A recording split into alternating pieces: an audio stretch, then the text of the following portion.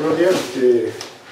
En nuestro ya tradicional, muy tradicional, porque llevamos aproximadamente cerca de 30 años con las conferencias que organiza SOFIMA en colaboración con FESOFI.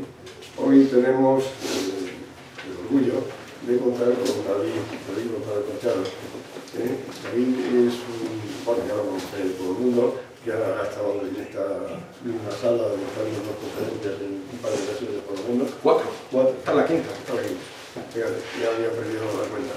Y como siempre sus conferencias pues tienen un plus de originalidad. David es cacereño, es miembro de la Sociedad Filatélica Cacereña y en su revista Norma nos ilustra con frecuencia cosas realmente originales. Es académico de la Real Academia Hispánica de Filatelia y Historia Postal y hoy nos va a hablar pues, de esas cosas que late, o sea, que siempre nos sorprenden y siempre nos ilustra, sobre las, entiendo que, alusiones postales en el Quijote.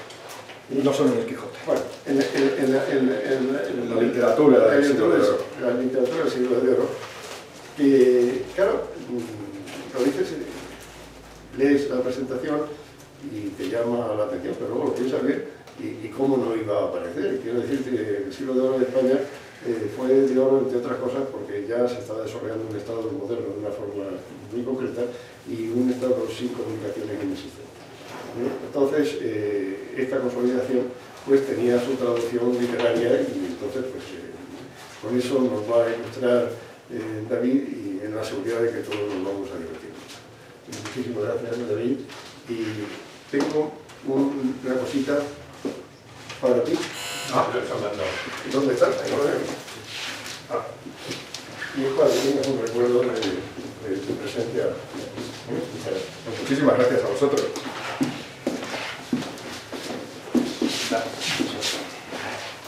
Bueno, como bien ha dicho José Manuel, vamos a centrar la conferencia de hoy en las alusiones postales en las obras literarias del siglo de oro, es decir, los siglos XVI y XVII. Como bien ha dicho también, es lógico, si nos paramos a pensar, que algo tan cotidiano como el correo tenga su reflejo precisamente en una literatura que se caracterizó fundamentalmente en muchos de sus géneros por el realismo de lo cotidiano, en el que los protagonistas pues en muchas ocasiones pues eran gente extraída del bajo estrato social o incluso de la nobleza, la burguesía, etc. El correo era la única forma que existía en aquella época de comunicaciones en largas distancias o en cualquier distancia.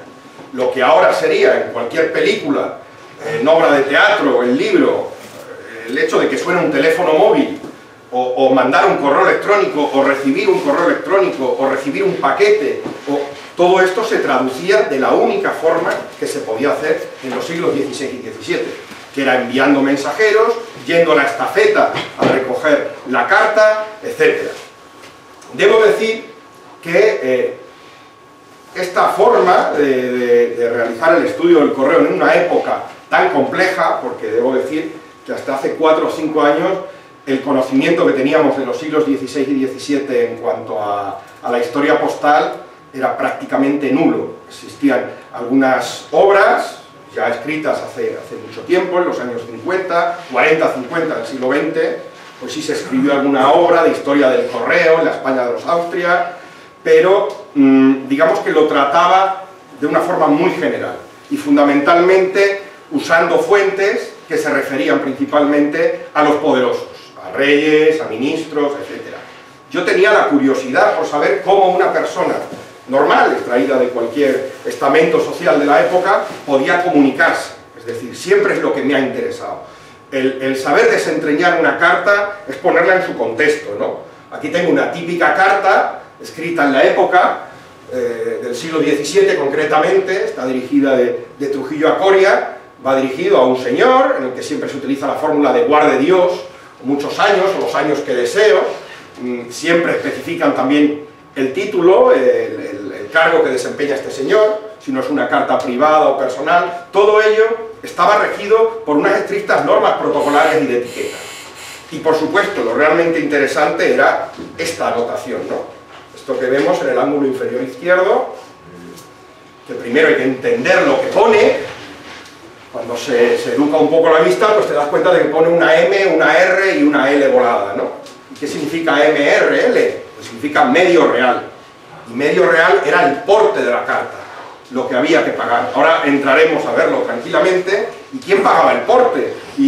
Es decir, todas esas preguntas solo podemos encontrar respuesta cuando nos ponemos en la mentalidad de la gente de la época.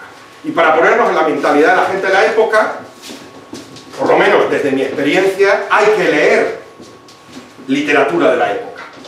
Por supuesto, podemos leer obras de algunos autores contemporáneos que pueden haber escrito Arturo Pérez Reverte, por ejemplo, cuando escribe A la Triste, que es bastante fiel, refleja bastante fiel los valores y la forma de expresarse que existía en aquella época, pero bueno, también podemos remontarnos directamente a los clásicos. Entonces yo, recurriendo precisamente a estas obras clásicas, por supuesto de Cervantes, o de Quevedo, o de Mateo Alemán, o de Lope de Vega, o de Calderón de la Barca, pues observo, me doy cuenta de que existen alusiones al correo. Y esas alusiones se convierten en oro puro, porque te das cuenta de cómo funcionaba la organización postal a través de un testimonio de primera mano.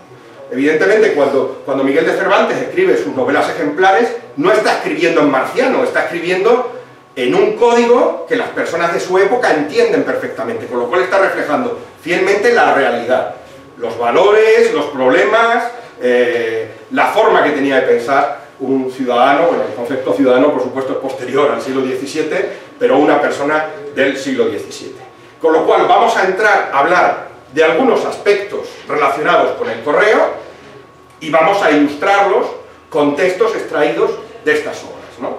Como digo, en algunos de ellos pues ha producido mi sorpresa, porque realmente han dado claves, no han servido para ilustrar algo que ya sabíamos a priori a través de otra fuente, sino que se convierte en la propia fuente de cómo podemos conocer exactamente ese funcionamiento en algunos de los aspectos que ahora veremos.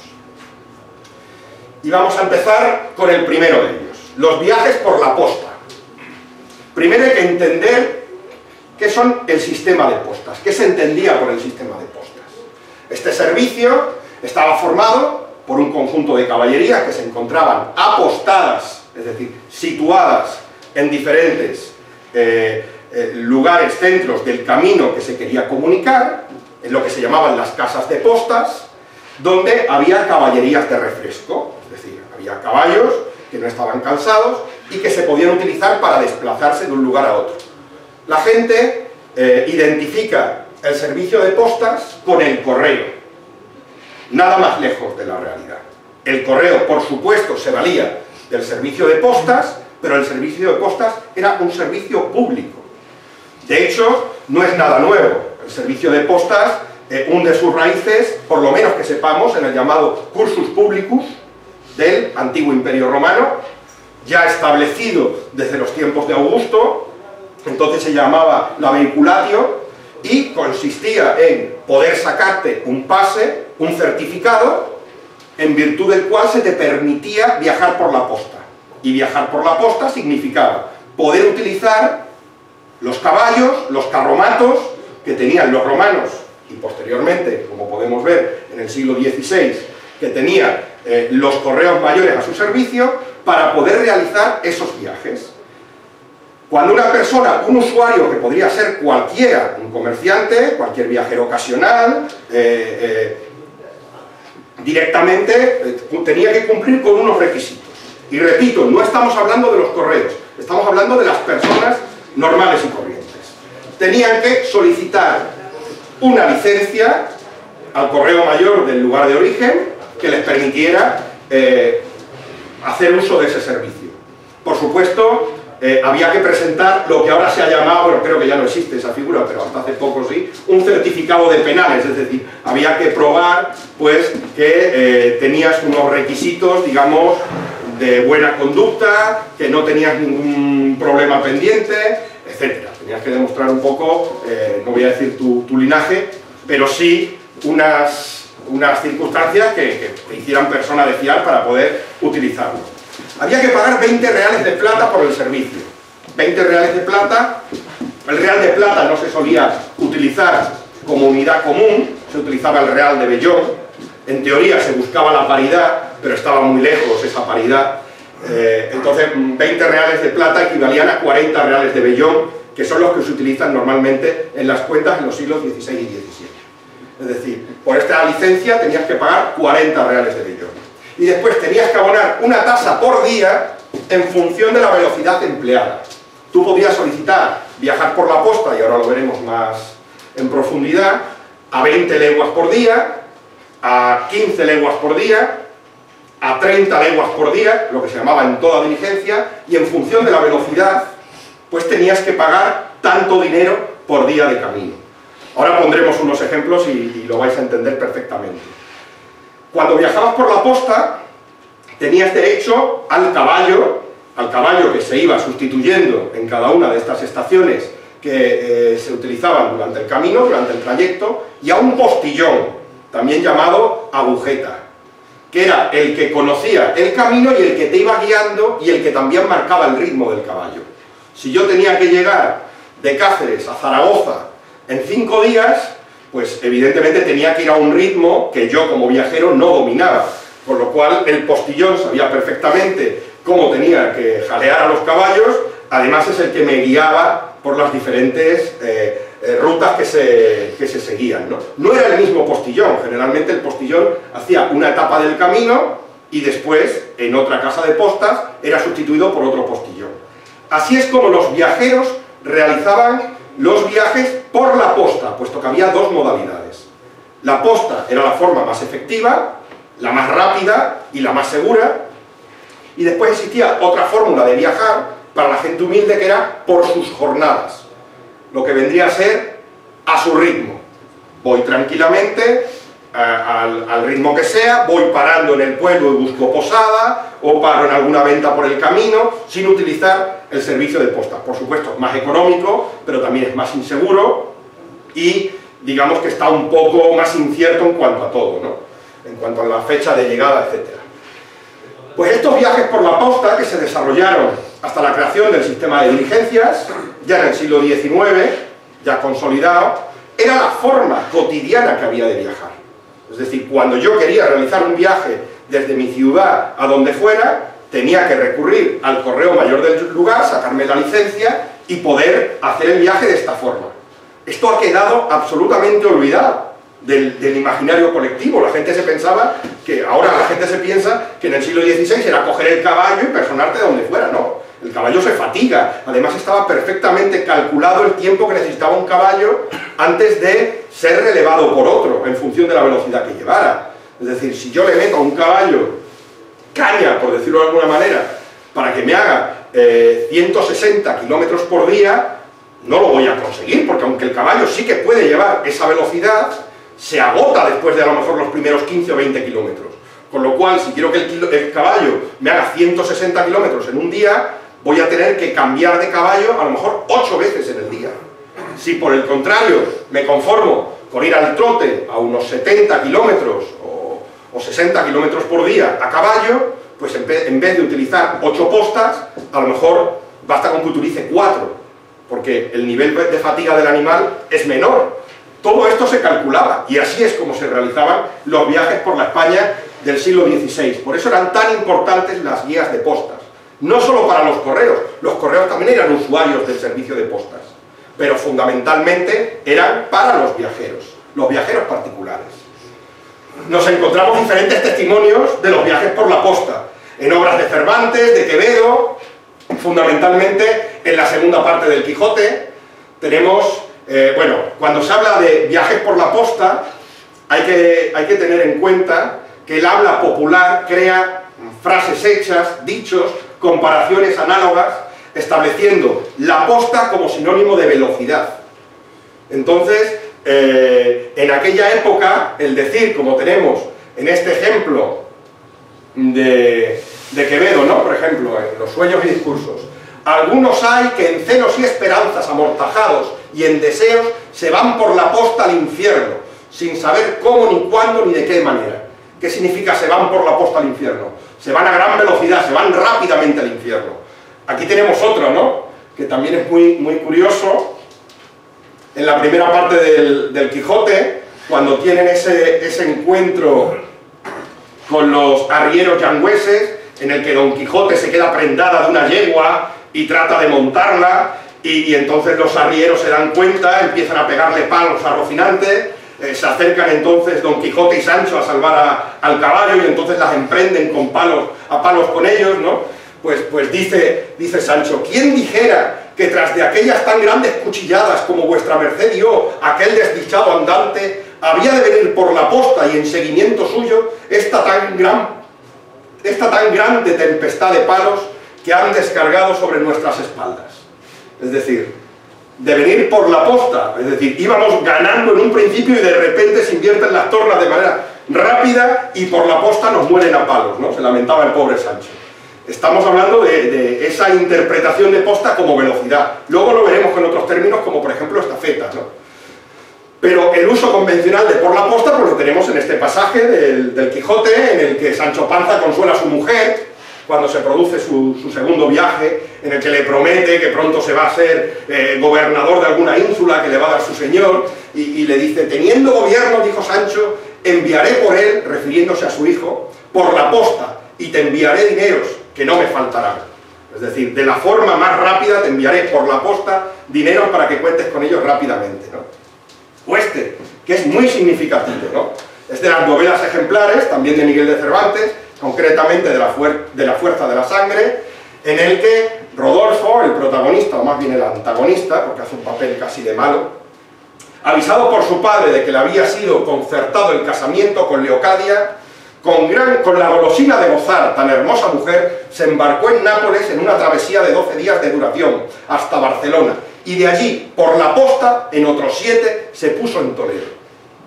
Para realizar un viaje de 7 días entre Barcelona y Toledo, tuvo que utilizar una velocidad de 100 kilómetros diarios.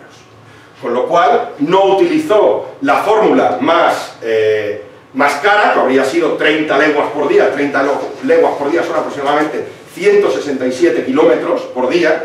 Utilizó prácticamente la mitad, aproximadamente fue a las 15, ahora lo veremos, y haciendo un cálculo absolutamente realista del dinero que le costó, en este caso, a Rodolfo el viaje desde Barcelona a Toledo, le costó aproximadamente 1.200 reales, yendo por la posta, pagando a tanto el día de jornada, pagando la licencia, etc., ¿no? Entonces nos hacemos a la idea de cómo funcionaban este tipo de viajes en el siglo XVI y XVII. Pasamos a los correos. Bueno, los correos. Claro, el concepto de correo podemos utilizar una interpretación, una definición en sentido amplio, que es cualquier persona que porta un mensaje, que lo lleva de un lugar a otro, o en la que me voy a centrar yo fundamentalmente, que es aquel empleado del correo, a sueldo del llamado correo mayor, y que presta un servicio de mensajería, llamémosle oficial. Los correos. Afortunadamente hemos encontrado, este testimonio es muy raro encontrar, en este caso, en unos frescos del monasterio de San Isidoro del Campo, en Santiponce, Sevilla, diferentes correos de finales del siglo XV, representados tal y como eran. Hay que pensar en los correos. La mayoría de los correos, y ahora cuando hablemos de las velocidades de viaje que ya hemos comentado, los viajes se podían hacer a las 10 leguas por día, a las 15 leguas por día, a las 20 leguas por día, o en toda diligencia, que eran 30 leguas por día. ¿De acuerdo? La legua común eran aproximadamente 5 kilómetros y medio, ¿vale? Entonces, los viajes a las 10, a las 15 y a las 20 se hacían a pie. Lo hacían correos de a pie, no lo hacían correos a caballo. Eran peones, los llamados peones, o correos de a pie. Generalmente eran personas muy castigadas. Hay crónicas en las que dicen que la gente prematuramente envejecida, en las que por supuesto tenían graves problemas de articulaciones, sobre todo pues de maltratar tanto pues los pies y las piernas, caminando al ritmo que le marcaba la urgencia del mensaje. Solían vestir de una forma, evidentemente, con ropas del camino. Ahora veremos algunos testimonios en los que los correos, digamos que se distinguían a la legua, y iban siempre acompañados de lo que dicen un chuzo, o puede ser un bordón, una vara, un palo para apoyarse en el camino, que generalmente solían estar rematados por una punta de lanza para protegerse de animales salvajes que pudieran encontrar. Iban siempre, como digo, con ropa raída, y llevaban siempre lo que era lo que solemos llamar la valija, que era donde se guardaba la carta. Aquí lo vemos. Como digo, estas obras están sacadas de un fresco de finales del siglo XV y es lo más real que podemos encontrar de la apariencia de un correo en aquella época. No son imágenes figuradas que se hayan podido realizar a posteriori, ¿no? Las alusiones postales al correo. Bueno, pues aquí tenemos la Infanta Palangona de Francisco de Quevedo, en la que nos habla, es una obra de teatro, lógicamente. Suena dentro ruido de corneta. Correo es este que suena, mas que viene por la posta. Desmayado estoy de pena, porque si viene a mi costa, no me ha de comer la cena. Entra el correo muy ridículo con un vestido, perdón, con un... ahí está, confundo un botón con el otro. Entra el correo muy ridículo con un vestido a lo gracioso y la corneta arrastrando con una soga. En este caso, estamos viendo de que en este caso el Azofeifo, que es el asistente del emperador, pues está asustado porque está llegando un correo al que él va a tener que mantener y va a tener que pagar, con los viajes que hemos dicho, al precio que hemos hablado anteriormente, ¿no? Que se podrían gastar perfectamente 300, 400 reales en recibir un correo, ¿no? Entonces está asustado porque si viene a su costa ese correo, es decir, si lo va a tener que pagar en este caso el que recibe el mensaje, pues se va a comer su cena, su desayuno y su comida del día siguiente. A través de la elocuencia del licenciado Vidriera, de las novelas ejemplares de Cervantes, vemos un poco cómo se plantean en el siglo XVII, a finales del siglo XVI, principios del siglo XVII, al personaje del correo. De los músicos y de los correos de a pie decían que tenían las esperanzas y las suertes limitadas, porque los unos las acababan con llegar a serlo de a caballo, y los otros con alcanzar a ser músicos del rey. Es decir, todas las aspiraciones de un correo de a pie era poder convertirse en correo de a caballo, por razones obvias, ¿no? Aquí nos ponen también otro ejemplo de cuál era la apariencia de un correo, de los que generalmente llevaban los mensajes a pie, también sacado de la segunda parte del Quijote. Venía un hombre de a pie, con unas alforjas al cuello y una azcona o chuzo en la mano, propio talle de correo. Se diferenciaba la lengua sobre todo por el chuzo, el callao, que decimos en Extremadura, y bueno, aquí también Mazariegos y Monsalve, de Antonio de Zamora, un hombre que en los arreos correo de a pie parece. Es decir, eran personas, desde luego, debían ser muy características y llamaban la atención fundamentalmente por su apariencia.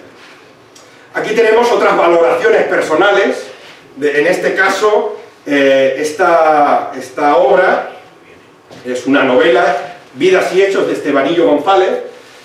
El autor es anónimo, lo firma un tal Estebanillo González, pero se piensa que lo mismo que el Lazarillo de Tormes puede ser el seudónimo que utilizó alguien para hacer una crítica social, ¿no? Es publicada en Amberes a finales del siglo XVII y se puede considerar la última novela picaresca en España, ¿no? Pues dice: como no pude decir de paje vine a marqués, como don Álvaro de Luna, dije de bufón vine a correo, que fue el primer escalón. Hice tan buena diligencia que ensanché mi fama. Toda aquella campaña ejercité el nuevo oficio de andar al trote, volviendo otras veces a Alemania, a Lorena, a Luxemburgo, a las fronteras de Francia y al ejército, llevando despachos, zangoloneando postillones y desorejando postas. Es decir, él está muy orgulloso de convertirse en correo y además, en este caso, pues parece que llegó a ser correo de caballo, puesto que estos viajes internacionales generalmente se hacían a caballo, ¿no? En montura. Estas eran la forma en la que se interpretaba al correo, la figura del correo, en el siglo XVI y XVII. Bien, para completar lo que serían las postas, nos tenemos que poner ya en lo que eran los viajes extraordinarios. Los viajes extraordinarios eran realizados por los correos. Antes hemos hablado del servicio de postas, que era un servicio abierto al público en general, del que hacían uso, por supuesto, los correos. Y aquí tenemos las diferentes distancias, las diferentes, variantes que existían a la hora de despachar a un correo. Se podía despachar a las 10 leguas por día, a las 15 leguas por día, a las 20 leguas por día y en diligencia. ¿Y cuánto se pagaba por día? Es decir, en función de la velocidad se tenía que hacer de una forma específica y pagar una cantidad también muy determinada. Estas cantidades las hemos podido ver en la tasación de los viajes que la Corte hizo en concierto con los correos mayores para saber a cuánto tenían que pagar los viajes que hacían.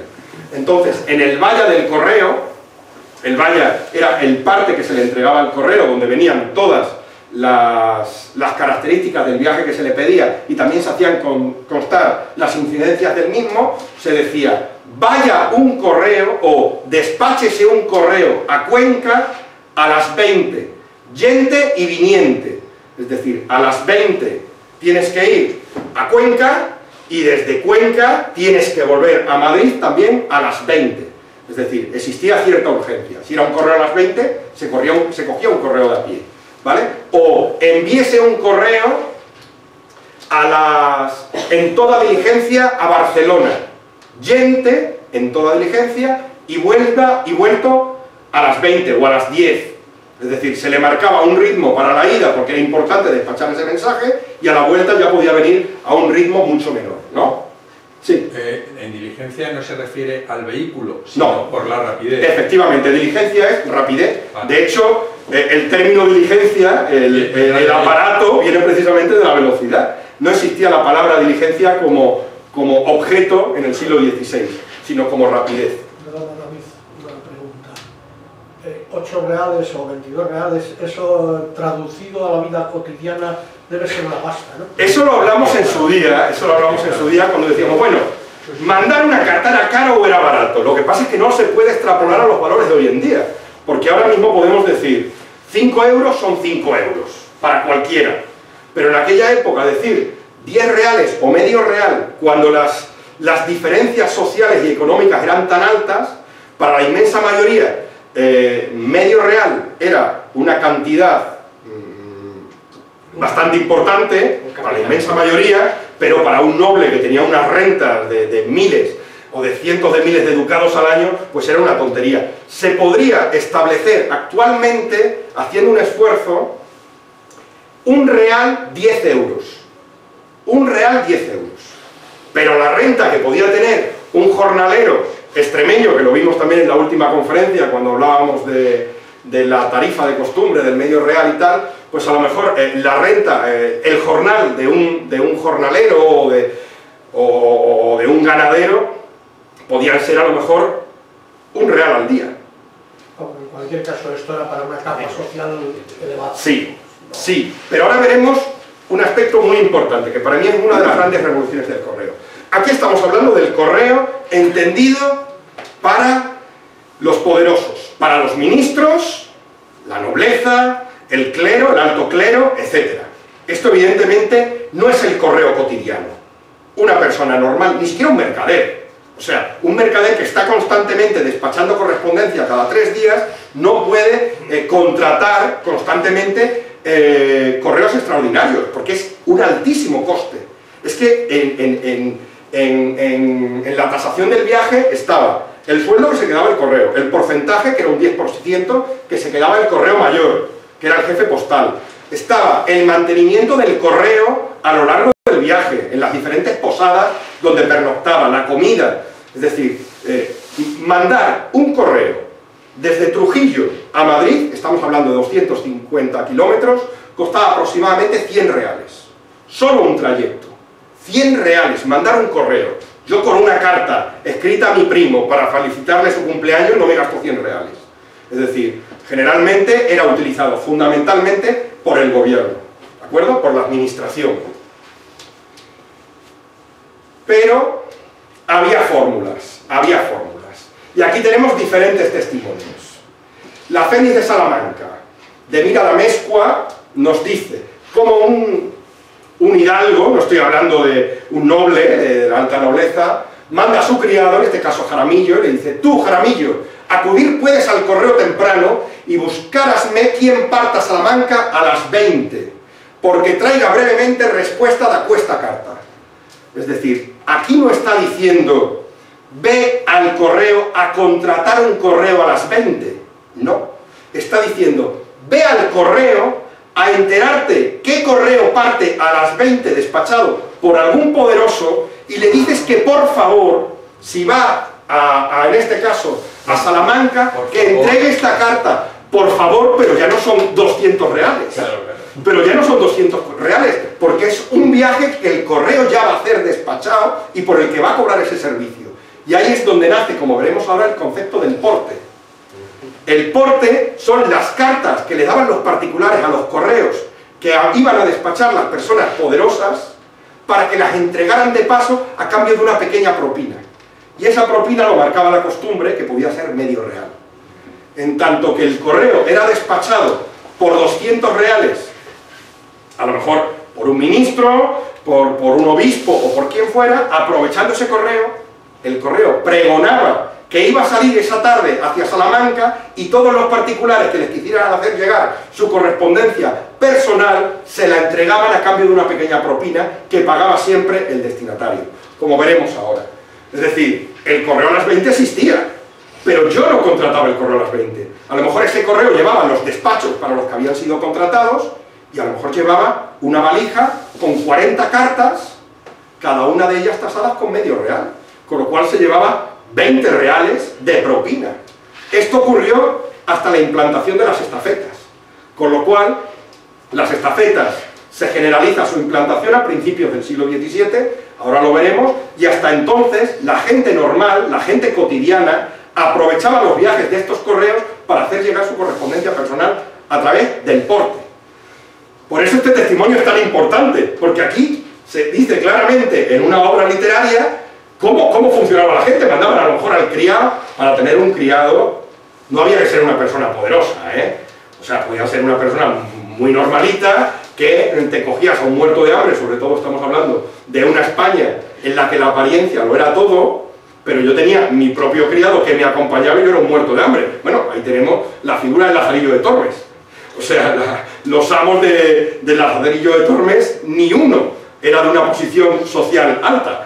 Era un cura mezquino, encontramos incluso el tema del escudero, que era un hidalgo que quería aparentar lo que no era, pero todos tenían un criado. Entonces, por medio real podía hacer llegar esta carta.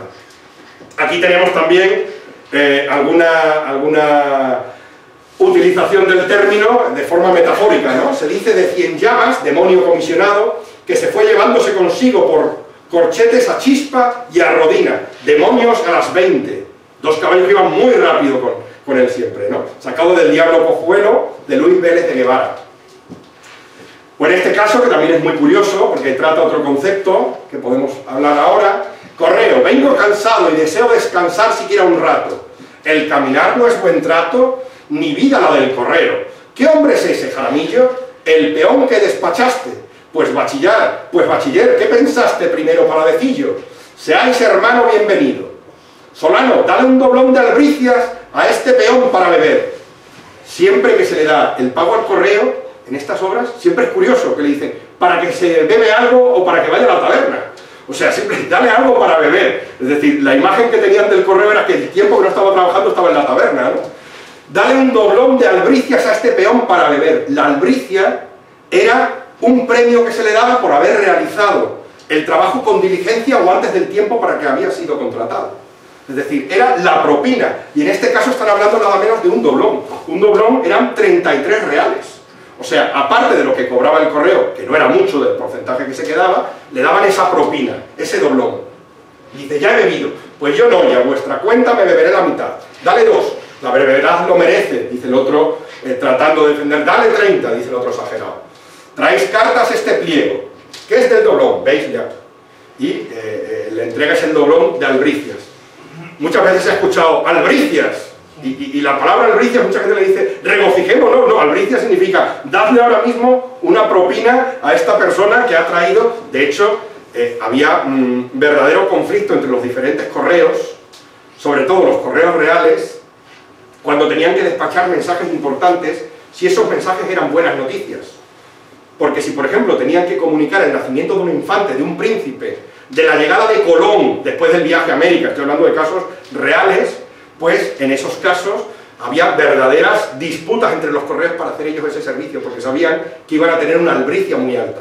Porque cuando se le comunica al rey que ha tenido un heredero, el rey al primero que va a premiar y a reconocer es al portador de esa buena noticia. Entonces le daba unas albricias muy altas, ¿no?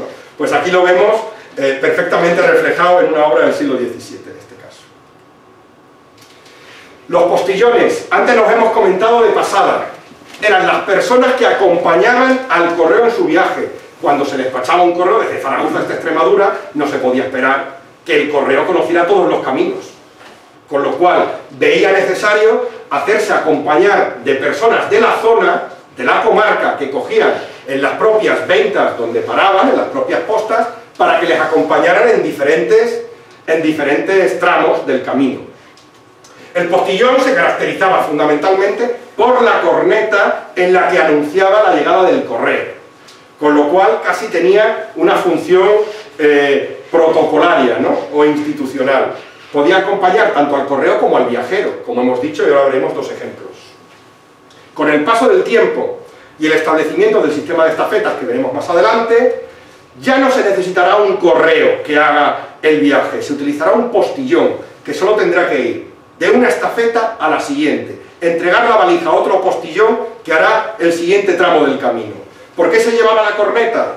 Pues para no tener que detenerse. Cuando llegaban a las ciudades, él poco antes de llegar hacía sonar la corneta para que abrieran las puertas de la muralla y no tener que pararse a esperar. O cuando llegaba a la casa de postas, hacía sonar la corneta para que rápidamente prepararan el caballo que iba a sustituirle, que tuvieran preparado el caballo. Esa era la función que tenía la corneta de postas, ¿no? Y aquí vemos ejemplos en los que se utiliza el término postillón. Aquí tenemos, en la segunda parte de Don Quijote de la Mancha, cuando bueno, este es el momento en el que están alojados por los duques, dice: oyóse en esto el son de una corneta, y un trapa trapa, aparta, fuera, fuera, que vino un gallardísimo poeta. Volví la vista y vi por la ladera del monte un postillón y un caballero correr, como se dice a la ligera. Servía el postillón de pregonero, mucho más que de guía, a cuyas voces en pie se puso el escuadrón entero.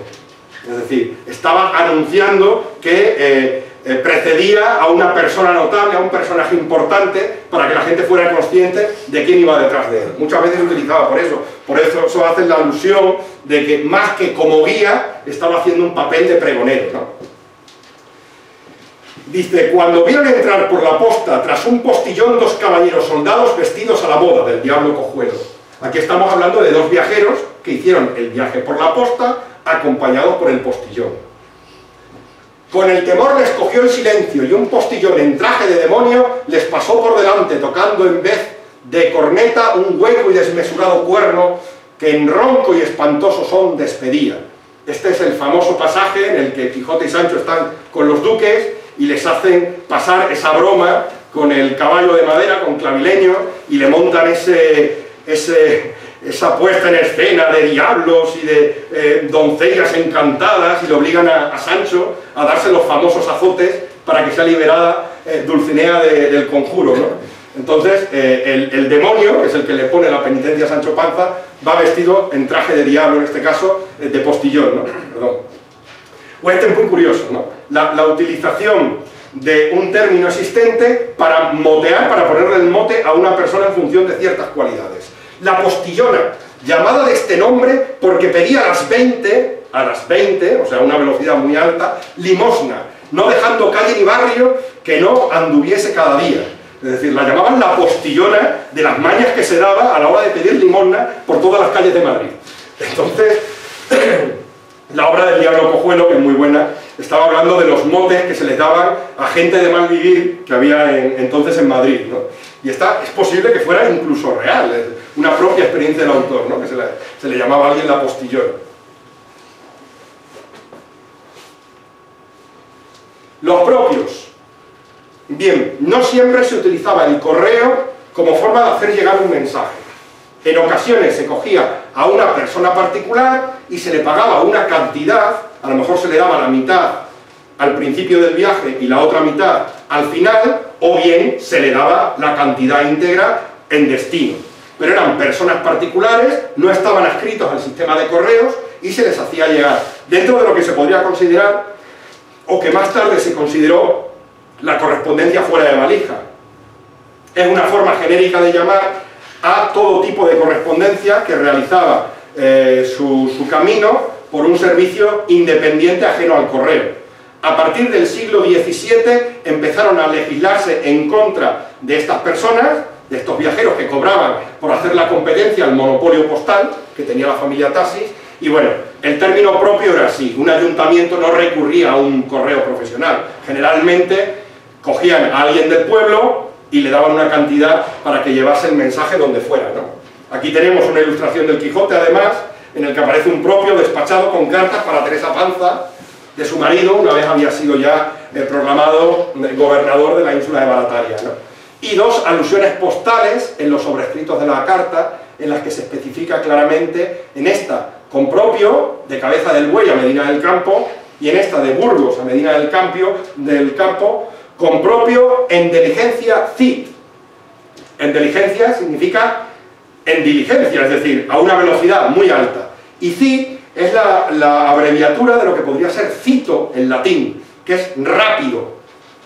Cito, rápido, rápidamente, ¿no?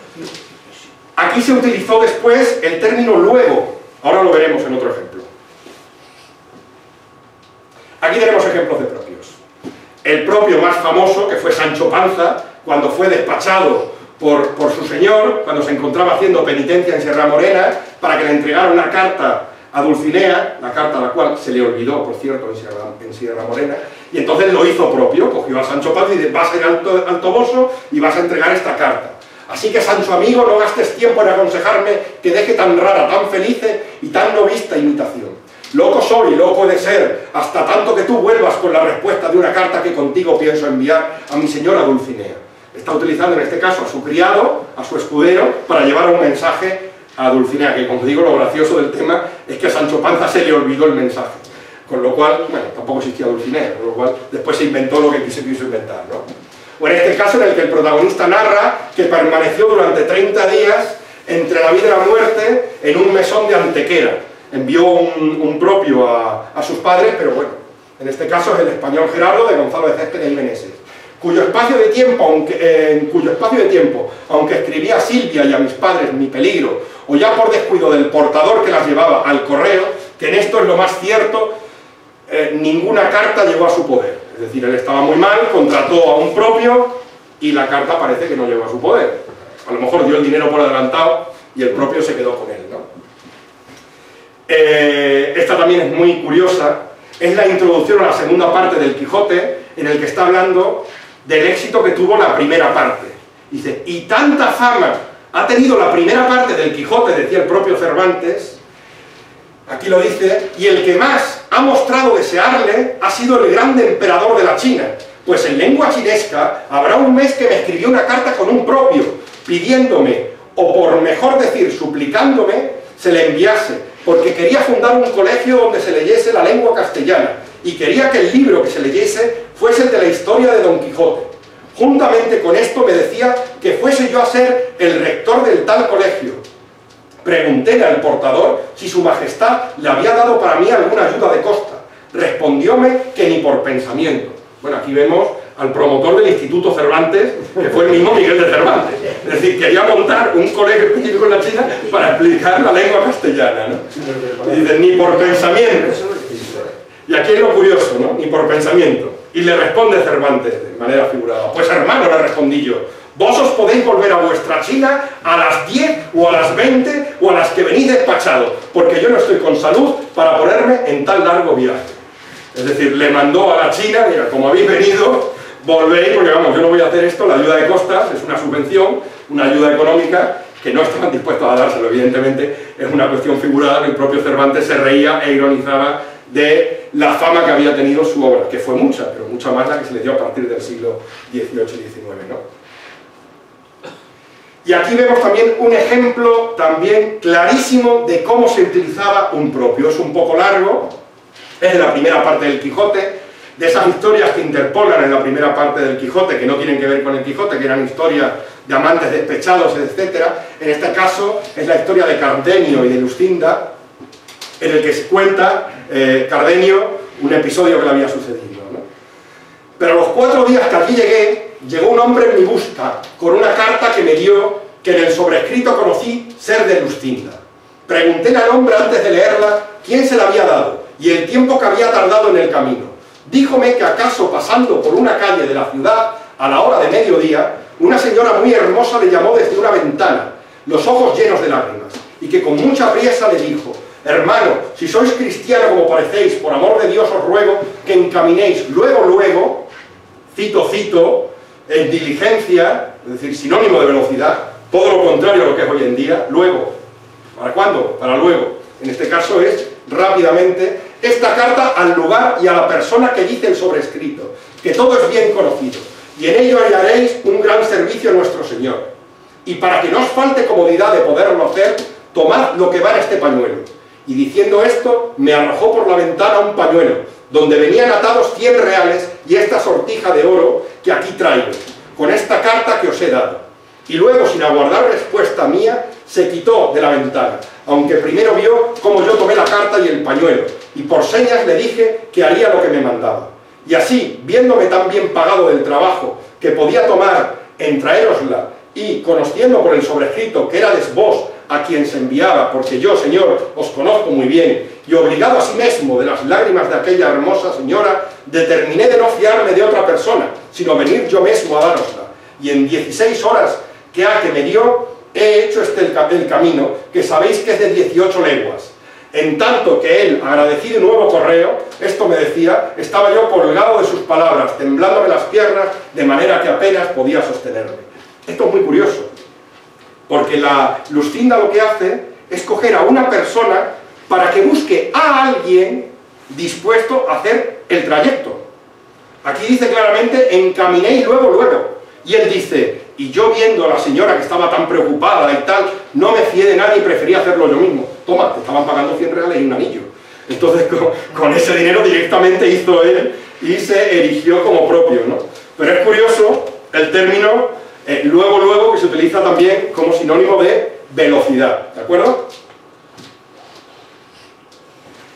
Bien, otra de las fórmulas, aparte de los viajes a través de los correos, de lo que entraría en la modalidad fuera de valija, está la utilización de arrieros. Estamos hablando de una época en la que el correo no estaba extendido y por supuesto no llegaba a las capas inferiores. Hemos dicho esos correos que costaba tanto dinero despachar.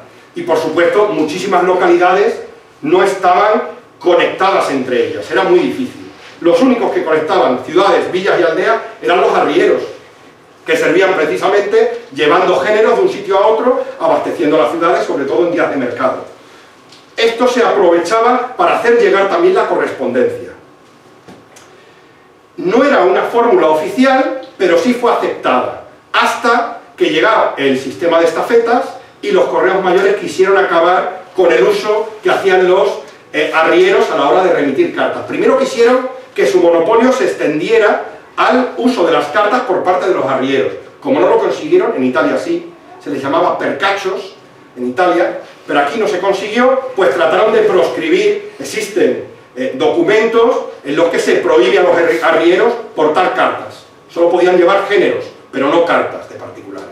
Sin embargo, en el siglo XVI y XVII son muy importantes, porque además he tenido hace poco la oportunidad de estudiarlo, el servicio de arrieros que servía a la Universidad de Salamanca, a los estudiantes de Salamanca. Ahora veremos algún ejemplo literario que verifica un poco lo que acabo de decir.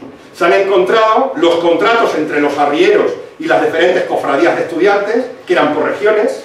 Estamos hablando de a lo mejor los estudiantes de Extremadura, los estudiantes de Sevilla, los estudiantes de Huelva, los estudiantes de Toledo. Es decir, se concertaban con ciertos arrieros para que les hicieran llegar no solamente el género, sino también la correspondencia de su familia. Entonces, digamos que de una forma oficial, si no, llamémosla postal, pero sí una forma oficial en cuanto a que estaban refrendados mediante contratos, elevados a escritura pública, los arrieros servían precisamente para el transporte de correspondencia, no solo de mercancías, ¿no? Y vemos también alusiones postales en algunos sobrescritos. En este caso, con 14 baquetas que lleva Diego de Loza, carretero. Existen matices que diferencian los arrieros de los carreteros, de los recueros, generalmente era en función del tipo de animal, de bestia, de carga, de tiro que utilizaban, ¿no? Los arrieros generalmente llevaban mulas. No, los arrieros eran bueyes, las mulas eran los recueros, los carreteros iban en grandes carretas, es decir, cada uno tenía su matiz, ¿no? En este caso, de Ayamonte a Medina del Campo, en 1574, con Juan Ruiz, arriero. Vemos la anotación, que es lo realmente significativo, en el ángulo inferior izquierdo del sobrescrito. Durante los siglos XVI, XVII y la primera mitad del XVIII va a ser siempre clave el ángulo inferior izquierdo del sobrescrito. Ahí venían siempre las alusiones textuales. Ahí venían las anotaciones que vimos en la primera conferencia que di aquí cuando hablaba de los templarios, en el que les decía vaya presto, sin detenerse, etcétera, ¿no? O el porte que también se ponía ahí. O cuando se dice con arriero, con propio, siempre se utiliza el ángulo inferior izquierdo. Es lo característico, ¿no? Y vemos varios ejemplos también en los que se utilizan arrieros. Además tienen algunos que ver, como decía, con diferentes correos utilizados con las universidades de Salamanca o de Alcalá, ¿no? Dice, venidos los martes y sábados acudían mis estudiantes a la estafeta, recibían las cartas y encendida la vela, las iban leyendo y quemando, hasta llegar a la letra que decía, el arriero lleva dineros, tocino, etc. Entonces era matar el fuego, guardar las cartas y esperar por horas el venidero amparo de sus trampas. De Alonso, mozo de muchos amos, de Jerónimo de Alcalá. Aquí estamos hablando de una familia que había avisado a través del servicio de estafetas, a través de un porte ínfimo que era de medio real, de que le iba a llegar en unos días el arriero con comida. Es decir, anticipa las provisiones que le va a traer el arriero a través de un servicio mucho más rápido. De los que leían las cartas de sus padres, yéndolas quemando a la vela, y si no había, ahí te envío, acabando con ellas el auto de fe y relajación al brazo seglar, del Guzmán de Alfarache, esto es gracioso. La familia recibía la carta, el estudiante recibía la carta de sus familiares, y si no aparecía, hacían una lectura, lo que se diría ahora diagonal, hasta que veían, ahí te envío. Y si no decía, ahí te envío nada, directamente, como dice aquí, iban directamente al auto de fe, es decir, a la hoguera. Y relajación al brazo seglar, que era lo que utilizaba siempre la Inquisición. La verdad es que la forma de hablar era muy curiosa, ¿no? Y aquí se dan unos consejos, en forma de poemas también, referidos a los padres de los estudiantes. Al padre cruel y fiero, que al hijo que está estudiando no envía de cuando en cuando el plus con el arriero, para que volver no pueda, en sí de error semejante, la mano del estudiante caiga sobre su moneda. Todos terminan, no lo he puesto por espacio, con un amén, ¿sabes? Padre que no envía la porción cotidiana, padezca cada semana nuestra hambre de cada día. Amén, decían los demás. Por divina permisión, quiera el que todo lo cría, que el dinero que no envía se le convierta en carbón. Decían todos, amén, ¿no? Lo que quería ver el Marqués de Villena, de Rojas Zorrilla. Como veis, esto no va a aparecer nunca en un documento oficial, que son los que manejamos para conocer cómo funcionaba el correo. Es decir, estas obras literarias son testimonios increíbles, porque es que sí que nos hacen ver las esperanzas, la idea, los prejuicios con los que se vivía en aquella época, ¿no? Por eso es tan importante utilizar estas fuentes primarias, que además son obras literarias en sí mismas. También, ejemplos de arriero. Aquí se habla de cómo se tenía el concepto del arriero, ¿no?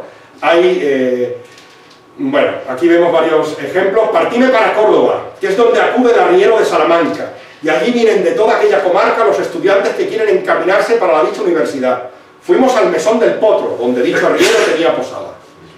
O, por curiosidad me llegué a él y le pregunté de qué estaba corcovado y cojo, y me dijo, que era diablo de pocas palabras, yo era recuero de sastres, iba por ellos al mundo. De traerlos a cuestas me hice corcovado y cojo. He dado en la cuenta ya lo que se viene en ellos mucho más apriesa que yo los puedo traer. Sueño y discurso de Francisco de Quevedo. Y aquí hablamos de cómo se tenía, de cómo percibía, cómo concebía la gente a lo que era un arriero o a un en este caso carretero y a un arriero, ¿no? sacado de la novela ejemplar de Cervantes del licenciado Vidriera. El carretero pasa lo más de la vida en espacio de vara y media de lugar, que poco más debe haber del yugo de las mulas a la boca del carro, es decir, toda su vida en el espacio entre la silla y las mulas. Canta la mitad del tiempo y la otra mitad reniega, y en decir hágase la zaga se le pasa a otra parte, y si acaso les queda por sacar alguna rueda de algún atolladero, más se ayudan de 2 pésetes que de 3 mulas, es decir, de los ayudantes para sacar a las carretas de las zancas cuando se quedan, ¿no? Y en este caso, los arrieros son gente que ha hecho divorcio con las sábanas y se ha casado con los enjalmes. Son tan diligentes y presurosos que a trueco de no perder la jornada, perderán el alma. Su música es la del mortero, su salsa la hambre, sus maitines levantarse a dar sus piensos y sus misas no oír ninguna. Siempre se ha hablado, reniegas más que un arriero, ¿no? La gente que eran bastante descreídos. Y pasamos a las estafetas. De esto ya me he referido en algunas ocasiones, en otras charlas que hemos tenido antes, y para mí es la gran revolución postal de la historia. Aquí es cuando el correo pasa a convertirse realmente en un servicio público. Los correos mayores se dan cuenta de que los correos que despachan, esos correos extraordinarios que despachan a las 15 o a las 20 o en diligencia, aparte del despacho para el que habían sido contratados, llevaban una segunda valija con las cartas de los particulares. Y que muchas de los tramos que hacían entre ciudades importantes veían que era más abundante la segunda valija con casas de particulares que la que llevaban con el correo oficial y por el que cobraban lo que hemos dicho, la ayuda de costa, que podían ser 100 reales, 1000 reales en función de la distancia. Entonces estos correos mayores, estos jefes de correo, deciden prohibirle a sus subordinados que lleven una segunda valija. En un primer momento le dicen que de esa segunda valija le tienen que dar una parte de los beneficios de los portes. Ahí se arma una borda. De hecho, algunos correos demandan en juicios a los correos mayores. Posteriormente, directamente dice que se prohíbe la utilización de esa segunda valija.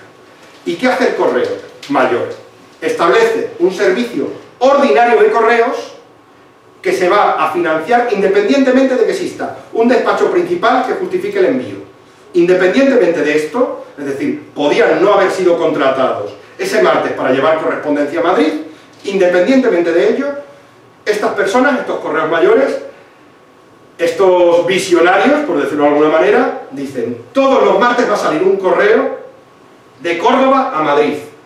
Todo el que quiera hacer llegar sus cartas, pone los portes que de costumbre vienen poniendo para que le lleven de forma extraoficial, y con eso van a salir. Entonces, todos los martes saldrá la estafeta de Córdoba a Madrid. Y la estafeta de Madrid a Córdoba saldrá los jueves, para que la gente tenga un día para responderla y echarla al correo. De esta manera se dan cuenta de que solo con lo que superan los portes, que hemos dicho que son bajísimos, solo con eso se financia el viaje y además queda un amplio beneficio. Pero no solo eso. Los correos mayores les cuentan que han creado el servicio de estafetas a los reyes. En un principio lo ocultan, pero en 1580 ya empiezan a contarlo, contando medias verdades, ¿no? El servicio de estafetas nace hacia el 1570. La primera estafeta, que es Madrid con Valladolid y Medina del Campo, las estafetas de Castilla la Vieja, son en la década de los 70 del siglo XVI. Pero en 1580 se crea lo que se llama el ordinario de Roma. El ordinario porque se trataba de un correo ordinario que todos los días, una vez cada 15 días en un principio, y después fue una vez al mes, realizaba siempre la ruta entre Madrid y Roma llevando cartas, ¿no? Pues entonces les piden, dice, los correos mayores le hacen creer a los reyes que es una gran ventaja para la correspondencia oficial, Entonces les pide ayuda de postas para montar en los servicios de estafeta. Los servicios de estafeta significa ir hablando con gentes de los diferentes villas y aldeas que pasan por el camino para que directamente ellos se conviertan en estafeteros. Es decir, monten un pequeño establecimiento donde va a estar el caballo, un único caballo, listo, apostado, es decir, mucho más barato que un servicio de postas, donde tienes que darle comida al correo o al viajero, donde tienes que tener varios caballos, donde utilizas un postillón y después el del correo o el del viajero. Aquí estamos hablando de un simple establecimiento donde anda un caballo fresco. De manera que llega el postillón de Móstoles a Madrid, le entrega la valija al postillón de Madrid, que hace la siguiente etapa, en este caso de Madrid al Escorial, donde está el postillón del Escorial, donde coge la valija, con lo cual el postillón solo tiene que hacer el viaje desde Móstoles a Madrid y después volver, porque le entrega la valija como un sistema de relevos, y así es como funciona la estafeta. De esta manera vemos cómo está comunicada, en este caso, Madrid con Valencia, a través de un plano de la época, del siglo XVII, las diferentes etapas en las que se iban despachando las estafetas. Sí. ¿Puedo hacerte una pregunta? Claro. David, entonces significa que después de las estafetas, después de las primeras estafetas, estas pertenecían al Correo Mayor. De alguna manera, aunque a lo mejor... Ahora veremos la figura en la que se hace. Anteriormente, las casas de postas que había hasta ese momento eran empresas particulares, por decirlo de alguna manera, que eran contratadas por el Correo Mayor. No, la Corona no. La Corona contrataba el servicio de correos en sentido amplio con particulares, que desde principios del 16 fue la familia Tasis, ¿vale? Sí, y Tasis contrataba... Y Tasis contrataba gente del lugar, o sea, a través de contratos y de arrendamientos. Eran muy curiosos, porque cuando las estafetas empezaron a funcionar y no se sabía muy bien cómo iban a salir el experimento, pues no les cobraba alquiler. Usted se queda con los portes entre tal sitio y tal sitio, ¿vale? Con lo que reciba de las cartas de tal sitio a tal sitio. O a cambio de un lechón que todos los meses me vas a dar al Correo Mayor. Pero cuando empiezan a triunfar las estafetas, lo que empiezan a hacer es arrendar las estafetas. Entonces, los Correos Mayores dejan de percibir los portes de las cartas. Los reciben los Correos Mayores de las diferentes ciudades. Existía un Correo Mayor General, que era un miembro de la dinastía Tasis, que era a nivel de toda España, y después existía el Correo Mayor de Toledo, el Correo Mayor de Cuenca, de Córdoba. En Madrid no había un único Correo Mayor, había a lo mejor un Correo Mayor de la estafeta que venía de Aragón, porque era tantísimo dinero el que se daba que venga, pues yo gestiono la carrera de Aragón, yo gestiono la de Andalucía, yo la de Extremadura. Entonces lo dividían así.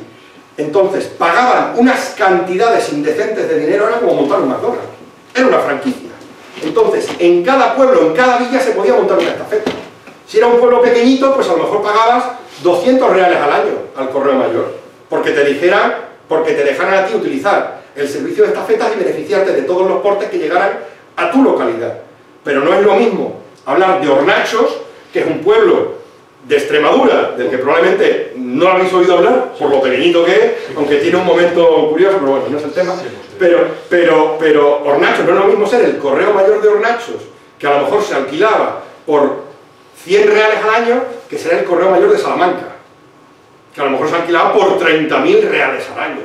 Por supuesto, los Correos Mayores Generales utilizaron la venta de los oficios de correo de las diferentes ciudades para pagar sus múltiples deudas, sobre todo a raíz del segundo conde de Villamediana. La pregunta que hacía Ray de la diferencia entre las postas y las estafetas es que las postas también las costeaban los Correos Mayores, pero es que montar una posta era montar una especie de hostal, un lugar donde tenían que dormir, un lugar donde tenía que haber varios caballos. Es decir, las postas siguieron existiendo, pero para los viajes por la posta.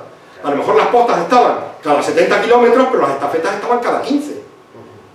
Y por esos 15 kilómetros, municipios a 15 kilómetros unos de otros, cada uno de ellos tenía que pagar religiosamente un alquiler al Correo Mayor. En algunos casos el Correo Mayor gestionaba directamente postas muy valiosas. O sea, la posta de Nápoles, la estafeta de Nápoles, os podéis imaginar, eran 500.000 ducados al año. O sea, era una exageración, ¿no? Otra pregunta, por favor. Entonces yo entiendo que a partir de que se establecieron las estafetas, la entrega de las cartas se hacía en la propia estafeta. La gente iba a la estafeta a echar las cartas y a recoger a ver si tenía algo. Efectivamente. ¿No? Es un antecedente de la lista de correos. Un antecedente no, es que aquí se crean las listas de correo. Ahora lo veremos porque hay testimonios sobre las listas. Anteriormente a eso, ¿cómo se hacía la entrega de los envíos? Pues muy sencillo, lo hemos explicado. El correo tenía dos funciones: llevar el despacho principal al obispo de Tudela, con lo cual se lo llevaba directamente en mano, y después tenía la valija secundaria con las cartas de los particulares que él se dedicaba a llevar por casa y a cobrar el porte.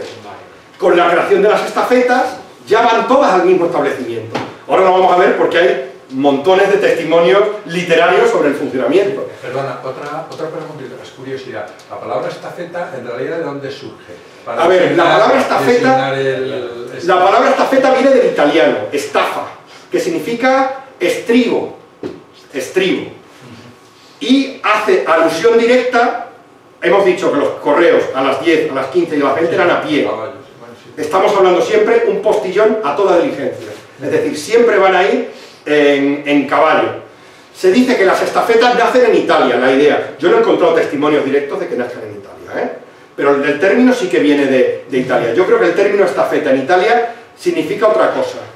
El correo como servicio público y universal, mis estudios hasta ahora lo que han demostrado es que nació en España. Igual que el correo certificado nació en España. Igual que los primeros portes, como vimos en la última conferencia, del archivo Datini de 1394, nació en España. Es decir, creo que el tema del correo, historia del correo, tenemos mucho que decir en España. Pero el término viene de ahí. De hecho, en algunos sobrescritos se ilustraba un triángulo con una línea superior asemejando una estafeta. En los sobrescritos de las cartas. Estribo. Viene del término estribo. Y aquí vemos un ejemplo fantástico, impagable, una carta muy rara, en la que dice claramente: por la estafetilla de Aragón. Perdón, por ese origen que tú dices terminológico de estafa como estribo y tal, en algún momento no se tuvo dos acepciones la palabra estafeta. Es decir, una referido a la oficina donde se hacía esto, y otro referido a estafeta que hacía el servicio montado en el caballo. Efectivamente, y ahora vamos a ver ejemplos de los dos términos.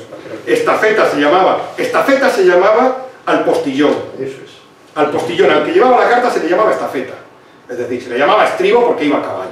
La semejanza está clara. Pero posteriormente, como vamos a ver ahora en algunos ejemplos, da lugar al establecimiento donde se recepcionaban las cartas. El término estafeta, al igual que postillón, y al igual que por la posta, se convierte en sinónimo de velocidad. Cuando quieres persuadirme, dices que es mujer de porte. Mucho tiene de estafeta. Temo que de ti lo cobre. Aquí lo que está diciendo, bueno, no es todo lo que parece, la mujer se va a aprovechar de ti, ¿no? En la estafeta se cobraban los portes. Aquí vemos que hoy es día de correo y he de escribir a un amigo que apure en Madrid si es cierto lo que ha dicho esta mujer, de que ayer por la estafeta vino respuesta. Es decir, el correo se podía hacer llegar, como hemos dicho, a través de los correos extraordinarios que seguían funcionando, a las 10, a las 15, a las 20, o por la estafeta, ¿no?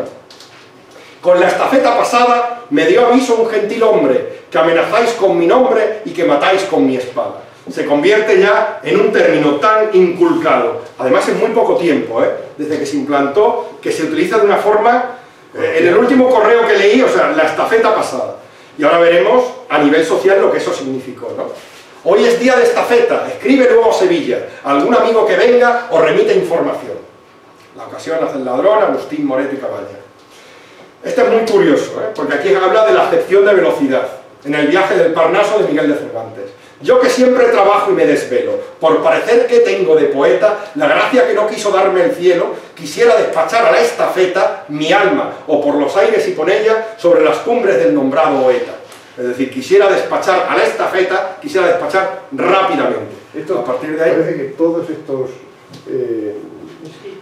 citas que has referido hacen referencia a la estafeta postillón. Pero es que ahora vamos a ver otro ejemplo. No a la estafeta oficina. Aquí la estafeta oficina. ¿Dónde? Hoy es día de estafeta, Bueno. hoy es día que llega el correo. Aquí efectivamente, con la estafeta pasada, aquí no se refiere... Es que hay otra, veremos luego, un ejemplo más claro en el que es estafeta persona. Pero efectivamente, el estafeta era una persona física. Eso. Y después acaba dando nombre al establecimiento donde llegaban las cartas. Bueno, problemas de las estafetas. Los correos pasaban a una hora determinada por un lugar determinado. Con lo cual, no voy a decir que fuera frecuente, pero tampoco era infrecuente encontrar momentos en los que los malhechores, con algún fin determinado, detuvieran la estafeta y la desvalijaran. Esto es un testimonio real, se encuentra en un expediente en el que un pliego, esto no es del tamaño de un sobrescrito, esto no es del tamaño de una carta. Esto puede ser aproximadamente lo que sería un A3, ¿vale? Es una especie de paquete que llevaba muchas cartas dentro, ¿de acuerdo? Es un pliego al que llaman mal parado, porque el pliego había llegado a su destino, en este caso, a un consejero del rey, don Francisco Izquierdo de Berbejal, en el Consejo Supremo de Aragón, había llegado así, el pliego, roto, con lo cual se abrió inmediatamente una investigación. El pliego tenía que llegar intacto. Si llegaba roto, es porque a lo mejor alguien había sacado cartas, las había leído, las había vuelto a introducir. Y teniendo en cuenta que eran asuntos de Estado, se abrió un expediente. Finalmente se demostró que se había entregado así, que se había deteriorado por el viaje, pero que no había nada. Los sellos al dorso, había unos sellos del acre que se encontraban intactos, ¿no? Pero esto es curiosísimo. Este es un documento sobre el que espero escribir pronto porque es muy curioso. Fue una estafeta que fue despachada de Madrid a Valencia y que fue desvalijada. ¿Qué buscaban los malhechores? Hacerse con una sentencia de muerte que llegaba para ejecutar a un preso que se encontraba en Valencia. Se ve que el preso era el jefe de una cuadrilla de malhechores y todos sus secuaces, estaba preso en Valencia, y todos ellos, para evitar que esa persona fuera ejecutada, detuvieron a la estafeta. Cogieron al pobre hombre, le trataron muy bien, le ataron a un árbol, le dijeron, no tenemos nada contra ti, y se pusieron a rebuscar en la valija hasta que encontraron la sentencia de muerte y se la llevaron. O sea, parece que la realidad supera la ficción, ¿eh? En este caso mandarían a alguien que supiera leer, claro. Tenían que localizar, el resto de las cartas las entregaron intactas. Pero no era el único problema, o sea, encontraban muchos incidentes. La correspondencia que venía de Indias era fácil, los capitanes de los navíos que lo llevaban tenían las órdenes de tirar por la verga la correspondencia si se iban a ver abordados por corsarios o piratas. O sea, se podía perder, se podía hundir el barco, se podía dejar olvidada la saca con la correspondencia en alguna oficina de correos, es decir, no era raro que estos casos pudieran darse, ¿no? Y los encontramos también, su reflejo en la literatura. Claro, entonces se decía siempre lo mismo, pues igual se ha perdido, el 95% de las cartas que decimos, pues habrá perdido la carta que te llegue, suele ser mentira, no la llegaste a mandar, ¿no?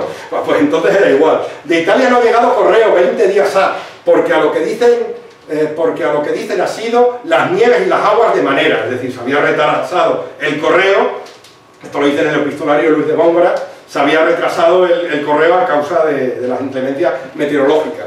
López de Vega se disculpa por el retraso de una carta suya. Nunca se sabe si se han perdido los pliegos o los han tomado, haciendo alusión de que han podido haber sido desvalijada la estafeta. O este ejemplo, que es fantástico, de una obra, La ninfa del cielo y la condesa bandolera, es una condesa, escrita por Tirso de Molina, que está en Nápoles, la acción se da en Nápoles, que entonces era territorio de la corona española, y es una condesa que se ve despechada por una cuestión amorosa y decide hacerse bandolera. Entonces, es curioso porque dice, oye, claro, asaltan a todo Dios, o sea, todo el que pasa por los caminos, la condesa y sus criados, pues los asaltan, y en este caso habían cogido a un correo, ¿no? Y dice, abrís luego entre tanto esa maleta, y no dejéis ningún pliego que no abráis, para saber lo que hay de nuevo en la corte, porque puede ser que importe. Entonces, no lo pongo porque es muy largo, ¿no? Mirad que son despachos del rey, id deshaciendo los pliegos, están violando la correspondencia, ¿no? Mostrad acá qué cruel embarazo de papel, cuánto papelorio hay, dice. No pases más adelante, que a la estafeta que lleva ese pliego, aquí deja claramente que está llamando, la persona lo está llamando estafeta, que a la estafeta que lleva ese pliego, por la nueva quiero dar porte importante. Hola, echad esa estafeta para que pueda llegar presto al infierno en el mar, y en el cuello la maleta. ¿Por qué? Porque decide, hay una parte entre medias que no he puesto, porque era muy larga, porque descubren que han puesto precio a la cabeza de la condesa bandolera, y entonces hablan muy mal, dicen, hay una condesa que está por ahí dedicándose al bandidaje, tal y que cual, entonces se coge tal cabreo que dice, pues por las malas noticias, lo contrario de las albricias, que hablamos al principio, pues cojan la estafeta, le atas la maleta al cuello de un alma. Entonces dice el correo, piedad, no hay piedad, villano, llevadle luego de ahí. Y dice un criado, por el viento desde aquí, le verás ir al mar Carro, al mar Blanco, ¿no? Es decir, estamos hablando de un caso real en el que desvalijan una estafeta concretamente, ¿no? Vamos a ver, era importante, y no solamente los desvalijamientos de las estafetas se debían a rufianes, sino a intereses internacionales. A veces el rey de Francia pagaba a personas en España para que interceptaran determinadas estafetas, puesto que les constaba que en la correspondencia oficial había opiniones, había información muy sensible. Y lo mismo sucedía con las estafetas que a lo mejor cruzaban España para ir a Italia y tenían que pasar por Francia. Si Francia se encontraba en guerra con España, era muy fácil que interceptaran los correos. ¿De acuerdo? O sea, el tema de estafetas desvalijadas entraba dentro de las conversaciones reales. Lo que hemos visto antes de Luis de Góngora, de a lo mejor es que las desvalijan o toman los correos. Bueno, podía ser excusa o no serlo. ¿Vale? Bueno, y entramos ya a una de las cuestiones más típicas y más castizas de este Madrid, sobre la que, según me ha contado Ray, en un par de semanas os va a hablar en mucha más profundidad. Estamos hablando dónde se despachaban y dónde se recibían las estafetas. Pues en las llamadas gradas de San Felipe. Aquí estamos en el convento de San Felipe, que se encuentra aquí al lado, y que era el mentidero más famoso de la corte. Los mentideros sabemos lo que eran lugares de reunión en la que la gente se contaba las novedades. Madrid tenía un mentidero literario, donde se juntaban los poetas y hablaban de... Este era un mentidero más universal, era el más famoso de todos, el mentidero de San Felipe. Este edificio, ya destruido, desaparecido, después de la desamortización de Mendizábal, pues bueno, se encontraba al lado de la casa del Correo Mayor y de las oficinas donde se despachaban las estafetas, con lo cual, en esta plaza y en estas coberchuelas, que parece ser, y así Ray me lo confirma, que eran pequeños comercios y tenderetes que ponían la gente para la venta, pues se congregaba todo el mundo que quería conocer noticias. ¿Por qué? Estamos hablando de una época, de una sociedad en la que la intimidad realmente no era demasiado importante. La gente pregonaba y se jactaba de sus males y de sus bienes. Es decir, cuando recibían una carta de Milán, pues contaban los sucesos buenos y los malos, tanto los personales como los políticos. Con lo cual era interesantísimo ir a la estafeta, ¿no? Tenemos una carta, se encuentra en un archivo nacional, con lo cual está fuera del tráfico, pero que es fantástica, ¿no? Porque es que dice claramente Antonio Rodríguez, del Camino o algo así, guarde Dios, que Dios guarde muchos años. Y dice, al postigo de San Felipe. O sea, la carta tiene que ir despachada por la estafeta, es de la Inquisición, la carta, como vemos aquí en la anotación. Tenía que ir directamente a la estafeta de San Felipe, que como digo, estas dos imágenes, Ray os enseñará otras, es donde llegaban las cartas. Y se creaba verdadera expectación. Tanto que hay un entremés, sabemos que los entremeses eran pequeñas representaciones teatrales que se hacían antes de las grandes obras de teatro, tenían una duración de 10-15 minutos, eran pequeños gags, ¿no? Por decirlo de alguna manera, ¿no? Que se titula La Estafeta, o sea, una obra que se titula La Estafeta. Bueno, aquí tenemos varios testimonios. Dice, aquellas son las gradas de San Felipe, respondió el cojuelo, convento de San Agustín, que es el mentidero de soldados, de donde salen las nuevas primeros que los sucesos. Es decir, nos enteramos antes de las noticias de que sucedan. Decía, ¿no? Pérez de Guevara a través del diablo cojuelo. Dicen aquí, Francisco Santos de Día y Noche de Madrid. Pues dejémonos, replicó Onofre, lo que no tiene muy fácil el remedio, y dime qué hace tanta gente en aquellas rejas. Allí, respondió Juanillo, es la estafeta, y hoy es la de Badajoz, y ha de haber bravo rato en el mentidero, dosel de las covachuelas de San Felipe. Es decir, la estafeta de Badajoz, que la segunda mitad del siglo XVII traía todas las noticias de la guerra con Portugal, la guerra de la independencia portuguesa, con lo cual eran muy esperadas conocer lo que se llamaban los avisos. Los avisos son los antecedentes de los periódicos, y eran crónicas que escribían personas del lugar de origen, explicando las últimas noticias que habían sucedido en su localidad. El ejército ha tomado tal cosa, o hoy han ejecutado a un morisco, o tal. Las ponían, y como eran tan populares, las imprimían. Es decir, las empezaban manuscritas, pero después acabaron en letra impresa y se difundían como si fuera la prensa de la época. Han llegado los avisos de la guerra de Badajoz, y así se hacía. ¿Quiénes acabaron monopolizando el tema de los avisos? Los correos mayores. Los correos mayores tenían sus propios tenientes allí, que hacían las funciones de correos de esas villas y ciudades, escribían las crónicas de los sucesos, las imprimían, las mandaban y las vendían como si fuera la prensa. Eso eran los avisos. Y aquí tenemos también un ejemplo precisamente del entremés de la estafeta, que os he hablado antes, de Manuel de León Marchante. Se encuentran un sargento y un alférez que habían sido compañeros de armas hace mucho tiempo, se dan los abrazos, se explican un poco la vida de cada uno y dicen, vamos a pasar el día en la estafeta, que es súper divertido, ¿no? Entonces dice, ¿y qué haces en Madrid sin compañía? No dejo el mentidero en todo el día, solo para comer, que es poco o nada. Me voy en casa de un sastre, camarada. Y responde el otro, ir en casa de un sastre, a lo que infiero, no por ello es dejar el mentidero. ¿Y qué hemos de hacer hoy? En estas gradas de San Felipe hay tardes sazonadas. Hoy presumo que es día de estafeta, y aquí la risa suele ser perfecta. Alférez, pues con eso las risas son seguras, porque hay en estas cartas 1000 figuras, y muchas veces por aquí leyendo, van unos renegando, otros riendo. Es decir, la gente leía en voz alta su carta, y entonces te enterabas de los males y de las fortunas de la gente, ¿no? De esto veremos algún pasaje más. Bien, y pasamos a lo que son los portes y las tarifas. Ya lo he comentado antes de pasada. En el momento en que se popularizan las estafetas, ya viene a fijarse lo que yo llamo la tarifa de costumbre. Lo que generalmente se daba a un correo para que llegara en su segunda valija, se acaba convirtiendo en costumbre y se convierte aproximadamente en medio real para las cartas de un pliego. Siempre había excepciones. Yo podía echar 8 maravedíes y a ver si tengo suerte y me las entrega. Si quería que las entregaran, voy a ponerle un porte de 5 reales, por supuesto, porque garantizo que con eso va a llegar, ¿no? Entonces vemos que aquí tenemos el ejemplo de la tarifa de costumbre, porte medio real, 17 maravedís, un porte moderado, que son los inferiores a medio real, que a lo mejor esta carta era de un pliego, es decir, una 3, y esta era de medio pliego, una 4. Si yo estoy pagando medio real por una 3, si el papel es de mitad tamaño, voy a pagar también la mitad del porte. 8 maravedís. Es la forma que tenían de pensar. Y aquí tenemos uno más alto. Porte, 1 real, 34 maravedís. ¿De acuerdo? Como hemos dicho, el porte lo pagaba siempre el que recibía. Y encontramos también diferentes testimonios. Empezamos por este de la Celestina, que me encanta especialmente, ¿no? De Fernando de Rojas. Sempronio, aparte. ¿Qué espacio lleva la barbuda? Menos sosiegos traían sus pies a la avenida, a dineros pagados, brazos quebrados, en voz alta.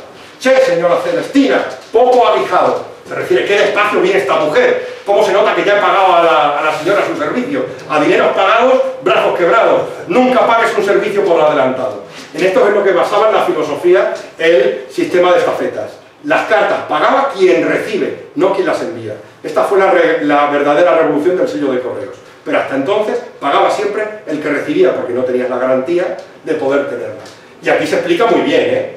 Dice, 4/4 de una carta.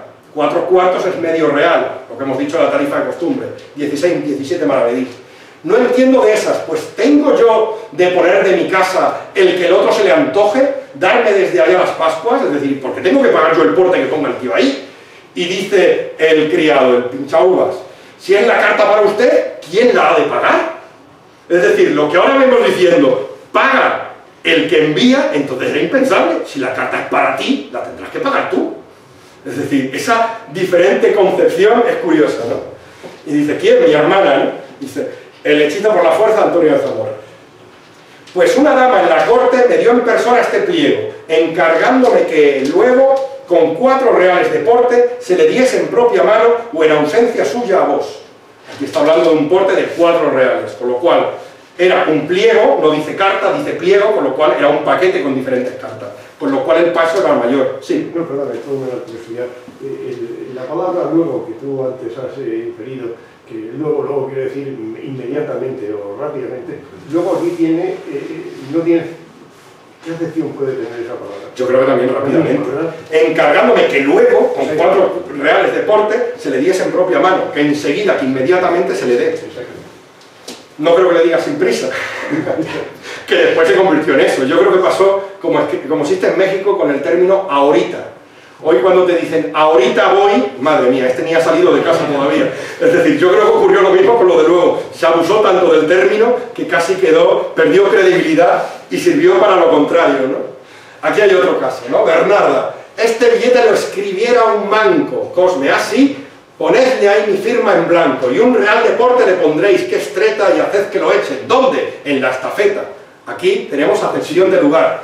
Nada escribís, marido, que os importe. Quiero que entienda que es papel de porte. Es decir, es algo importante, lleva el porte, lo tienes que pagar para recibir. Sempronio, esto lo hemos leído, si las cartas llegaron a sus manos, que sí debieron de llegar, porque los portes las hacen ciertas. Es decir, tú una carta la podías echar sin ponerle porte, esperando que el otro o te dé una propina o a ver si la quieren entregar. Pero en el momento en el que pones un porte y si en vez de medio real pones 5 reales, está claro que ganas en garantía. Eso que acabas de decir me resulta tremendamente interesante, como todo, ¿no? Pero esto especialmente. Es decir, que las cartas podían ir sin porte, Ahora las vamos a ver. Lo cual no implicaba que no les pagaran. Ahora las vamos a ver. Ahora las vamos a ver. No me he dejado casi nada, porque es que de prácticamente todo hay testimonios literarios. Vamos un poquito más republicanos. Bueno, esto es muy curioso. Esto es muy curioso. Es decir, de Cervantes, trabajo de Persíles y Segismunda. Es que aquí lo refleja clarísimamente. Dice, habla de forma metafórica también, ¿no? Pero bueno, está contando una historia que probablemente fue cierta. Dice, aquí llegábamos con nuestra plática cuando Pancracio puso la mano en el seno y sacó de él una carta con su cubierta, y besándola me la puso en la mano. Leí el sobrescrito y vi que decía de esta manera: a Miguel de Cervantes Saavedra, en la calle de las Huertas, frontera de las casas donde solía vivir el príncipe de Marruecos, en Madrid. Y en el ángulo inferior izquierdo, al porte medio real, digo 17 maravedís. Tal y como hemos visto una carta que ponía igual, al porte medio real y debajo 17, ¿no? Escandalizándome el porte medio real y de la declaración del medio real, digo 17, y volviéndosela le dije: estando yo en Valladolid, llevaron una carta a mi casa para mí con un real de porte. Recibióla y pagó el porte una sobrina mía, que nunca ella le pagara, pero dióme por disculpa que muchas veces me había oído decir que en 3 cosas era bien gastado el dinero: en dar limosna, en pagar al buen médico y en el porte de las cartas. Ora sean de amigos o de enemigos, que las dan los amigos, que las de los amigos avisan, y de las de los enemigos se puede tomar algún indicio de sus pensamientos. Diéronmela y venía en ella un soneto malo, desmayado, sin garbo ni agudeza alguna, diciendo mal de Don Quijote, y de lo que me pesó fue del real, y propuse desde entonces de no tomar carta con porte. Así que, si vuesa merced le quiere llevar de esta, bien se lo puede devolver, que yo sé que no me puede importar tanto como el medio real que se me pide. Rióse muy de gana el señor Roncesvalles y díjome: aunque soy poeta, no soy tan mísero que me aficione en 17 maravedís. Advierta vuesa merced, señor Cervantes, que esta carta por lo menos es del mismo Apolo. Él la escribió no a 20 días en el Parnaso, y me la dio para que a vuesa merced la viese, vuesa merced la lea, que yo sé que le ha de dar gusto. O sea, mezcla un poco lo fantástico con lo real. Pero claro, el destinatario podía negarse a coger la carta. O sea, podía negarse. De hecho, es de lo que dice la leyenda que surgió el sello de correos, cuando Rowland Hill encontró una señora que no quiso coger la carta porque había varios signos ocultos en el sobrescrito que le hacían saber su contenido, ¿no? Aquí lo dice todo. Habla de la tarifa de costumbre de medio real, habla de la filosofía, es decir, era un dicho que decía pagar a un médico, pagar los portes de las cartas, es decir, era un consejo que se daba, estaba muy metido en lo cotidiano, ¿no? Los carteros y las listas. Claro, el 8 de octubre de 1756, el asesor de la renta de correos, Pedro Rodríguez de Campomanes, dio rango de cuerpo oficial a los carteros que desde el siglo XVII ejercía su función en la corte de manera extraoficial. Esta última parte es de mi cosecha. Siempre se ha hablado que los carteros surgieron en 1756. Sin embargo, en obras literarias nos encontramos esto es de mediados del siglo XVII. Cartero, A de casa. Es decir, está llamando a un domicilio particular. Leonor, mira quién llama. 3/4 vengan, leyendo el sobre de una carta. A don Pedro de Luján, en la calle de la Reina de Toledo. Es una carta, págala. Mi faldriquera no puede. Yo tengo cuartos. Tome usted, que el trago espera. Siempre al correo, venga, para que tomes unos vinos. Cartero, Dios guarde a vuestras mercedes. Es decir, es una persona a la que denominan cartero que entrega la carta a domicilio. Y ya en la época del sistema de estafetas. entra un cartero de estos que andan por la corte dando las cartas del correo. Comedia famosa de la entretenida, de Miguel de Cervantes. Estamos hablando de principios del siglo XVII. Ya habla de la figura del cartero que andaba por la corte yendo a la estafeta, recogiendo las cartas y entregándolas a domicilio. No era lo habitual, ¿eh? Cartero, don Antonio de Almendares. ¿Saben dónde vive a dicha, señores? Hombre de bien, a la vuelta, en una esquina. ¿Son de Roma? Sí, señor. La dispensación sería que aguarda el gran peregrino. Y la enveldad peregrina. ¿Cuánto es el porte? Un escudo. Un escudo son 11 reales. O sea, una carta desde Roma. ¡Hoste puto! Vaya y diga al mayordomo de casa que le pague la reciba. O sea, se queja, pero una carta de Roma debe ser importante. Testimonios de la existencia de los correos carteros en el siglo XVII. A pesar de que presumimos que a mediados del XVIII cuando se Yo crea. entiendo que estos carteros eran particulares. Eran particulares, Era gente claro. que iba a la lista, Claro. se metía, porque luego lo prohibieron, se metía en las oficinas distorsionando la labor de la Correcto. oficina del correo y se llevaban cartas que a veces no podían entregar y que a veces incluso se podían hasta perder para ganarse un cuarto que era lo que cobraban. Efectivamente. Por eso aludo al principio de ejercer su función en la corte de manera extraoficial. Pero la figura del cartero existía, el que entregaba las cartas en el domicilio, ¿no? Eso en cuanto a los carteros. La gente generalmente recurría a las listas. Las listas de correos, que ya existían también en el siglo XVII, las escribían en cuando llegaban las cartas, nombre de manera alfabética, puestos los nombres de manera alfabética, de todas las personas que habían tenido correspondencia. Eso fue después, me parece. Esto en el XVII ya No, existía. prefiero el ponerla por orden alfabético. Sí, fue de Eso fue posterior. Supongo es posible. Fue posterior. Es posible, es posible. Don Pedro, ¿miraste la lista toda de Flandes? Criado, letra por letra la miré y no tienes carta. Aquí estamos hablando de un señor que manda a su criado.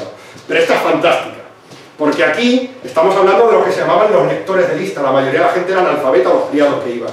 Entonces había personas que iban diciendo en voz alta los nombres de los que tenían correspondencia. En el entremés de la estafeta nos encontramos uno de estos casos, que es graciosísimo.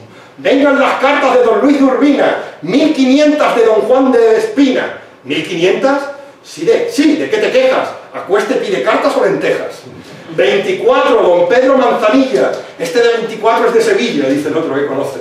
Es decir, iban citando todos los nombres que llegaban para que les entregaran las estafetas, ¿no? Las estafetas, las cartas de las listas. O sea, existían ya también desde el siglo XVII, como es lógico. Las cartas duplicadas. Las cartas se perdían con frecuencia y las cartas de importancia generalmente se enviaban repetidas por diferentes vías. Había tres formas de garantizar que un mensaje importante llegaba a su receptor. El primero de ellos era copiando en la segunda carta que había escrito el extracto importante de la carta anterior. Esa era la primera, es decir, en tu carta que escribías la segunda vez cogías la de la primera para ver si la había llegado o no. Por supuesto, el destinatario siempre tenía que tener la cortesía de decir que había recibido la carta anterior. La otra era directamente aludiendo. La última carta que le envié fue la del 15 de febrero, para que sepa que si no tiene una carta fechada del 15 de febrero no había llegado. Y la tercera fórmula, que era la más garantista, era mandándolas duplicadas o triplicadas. Sobre todo las cartas que venían desde el extranjero, sobre todo las que venían de América y sobre todo las que iban dirigidas al rey por la importancia. Aquí tenemos una de Madrid a Flandes, en 1691, en el que aparece en el ángulo inferior izquierdo, triplicado. Es la tercera carta que se envía con el mismo contenido, por diferentes vías, ¿eh? Una las mandaban a lo mejor a través de dos correos diferentes, una a través del correo, otra a través del mercader, otra a través de un viajero que va a llegar de tal lado. Es decir, las mandaban a través de diferentes vías. De San Lorenzo a La Coruña, carta duplicada, aquí lo tenemos, duplicada. Va dirigido al virrey de Galicia, ¿no? El capitán general.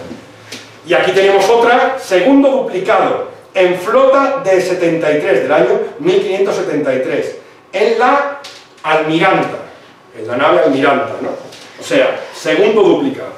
De hecho, de esto existe constancia. Llegaron las cartas de la segunda vía, de la tercera vía, de la primera vía. Así se hablaban y tenían que llegar todos. La Inquisición se queja cuando le quitan la franquicia de las cartas de América en el siglo XVIII, dice, es que encima nos quitáis esa franquicia cuando las cartas de América generalmente son procesos muy voluminosos y las mandamos duplicadas. O sea, vamos a tener los portes, que pagar los portes de 2 veces la misma carta, ¿no? Era muy corriente. Y aquí tenemos su reflejo postal, sobre todo en las de Tirso Molina. Aquí tenemos una de Santa Teresa de Jesús. Acá hemos estado en contiendas, porque yo querría, si hubiese duplicado la carta del rey, para que con el primer correo se enviase al canónigo Montoya. Es decir, que se envíen dos cartas, la misma carta, al rey por dos vías diferentes. Y aquí tenemos las de Tirso de Molina. Jesús, 1000 veces Jesús, como cartas del Perú, matrimonios duplicados.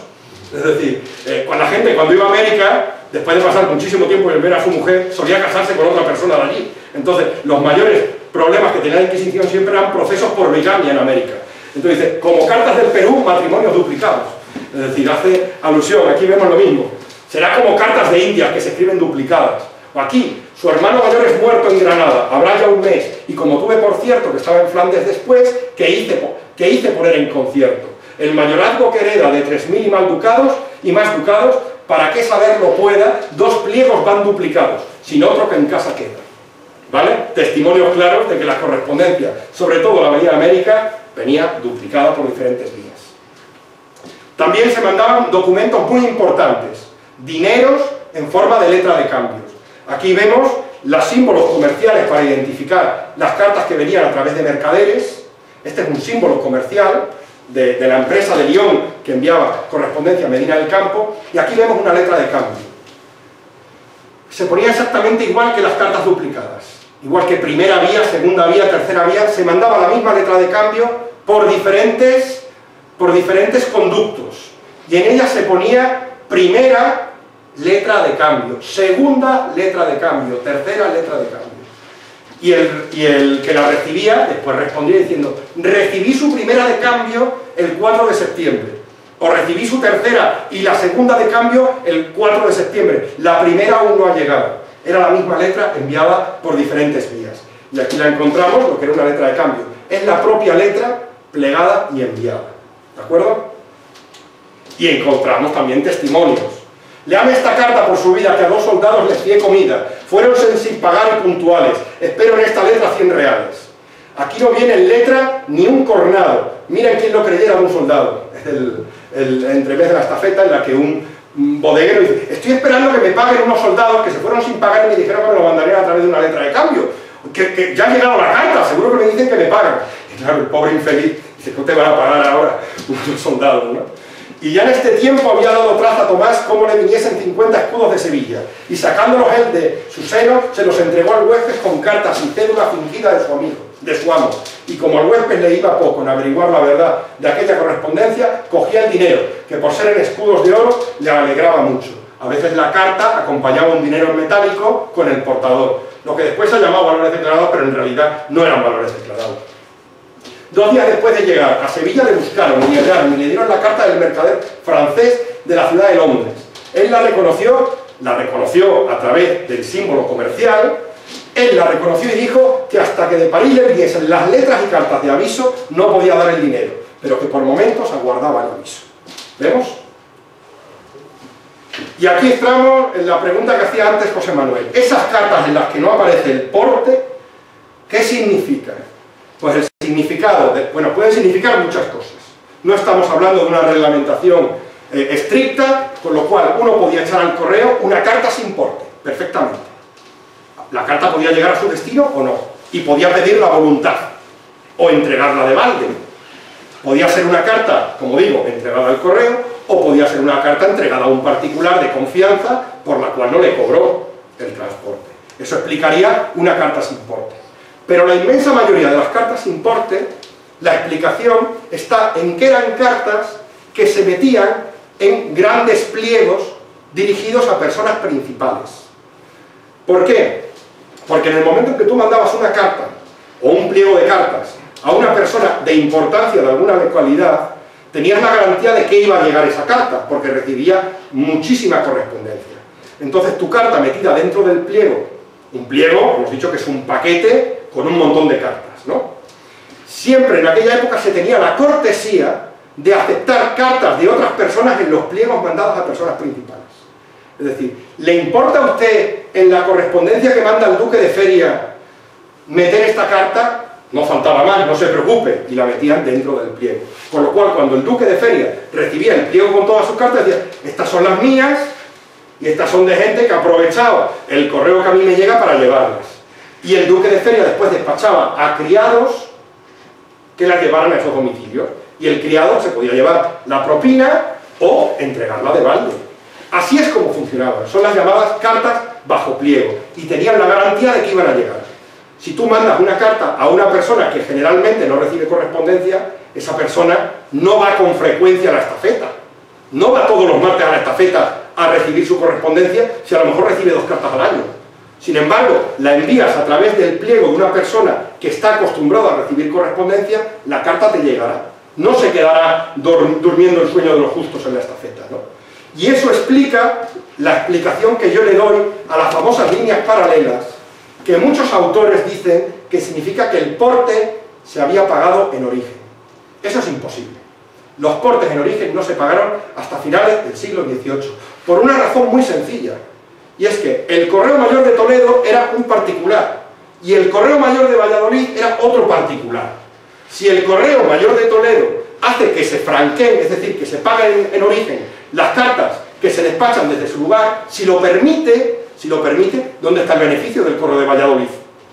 Es decir, el pacto tácito es, cada carta tiene una respuesta, con lo cual el Correo de Valladolid va a recibir más o menos la misma correspondencia que el Correo de Toledo cuando se envían cartas cruzadas.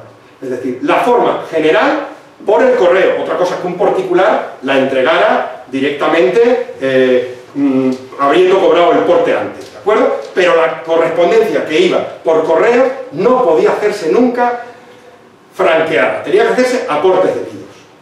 Si yo meto una carta bajo pliego, y pongo aquí unas rayas, impido que el criado que las va a entregar pueda poner un porte a su gusto y la cobre. De esta manera estoy evitando que nadie ponga un porte fraudulento y se beneficie de él. ¿Entendéis la filosofía? Si vemos en los documentos antiguos y en los modernos, sobre todo en los que se mete dinero, se pone siempre 2 rayitas o 2 líneas cruzadas para que nadie ponga un 1 delante o un 0 detrás. Exactamente tiene la misma filosofía, impedir que alguien ponga un porte. Cuando alguien nos dice que esto es correspondencia franqueada del siglo XVII, no. La correspondencia franqueada solamente existe cuando el Estado se hace con el control del correo y todos, o la mayor parte de los funcionarios de correo, de las estafetas, son funcionarios del Estado que perciben dinero. Entonces lo mismo da que se pague en origen o en destino. Es lo mismo. Y aquí nos encontramos testimonios a lo que digo.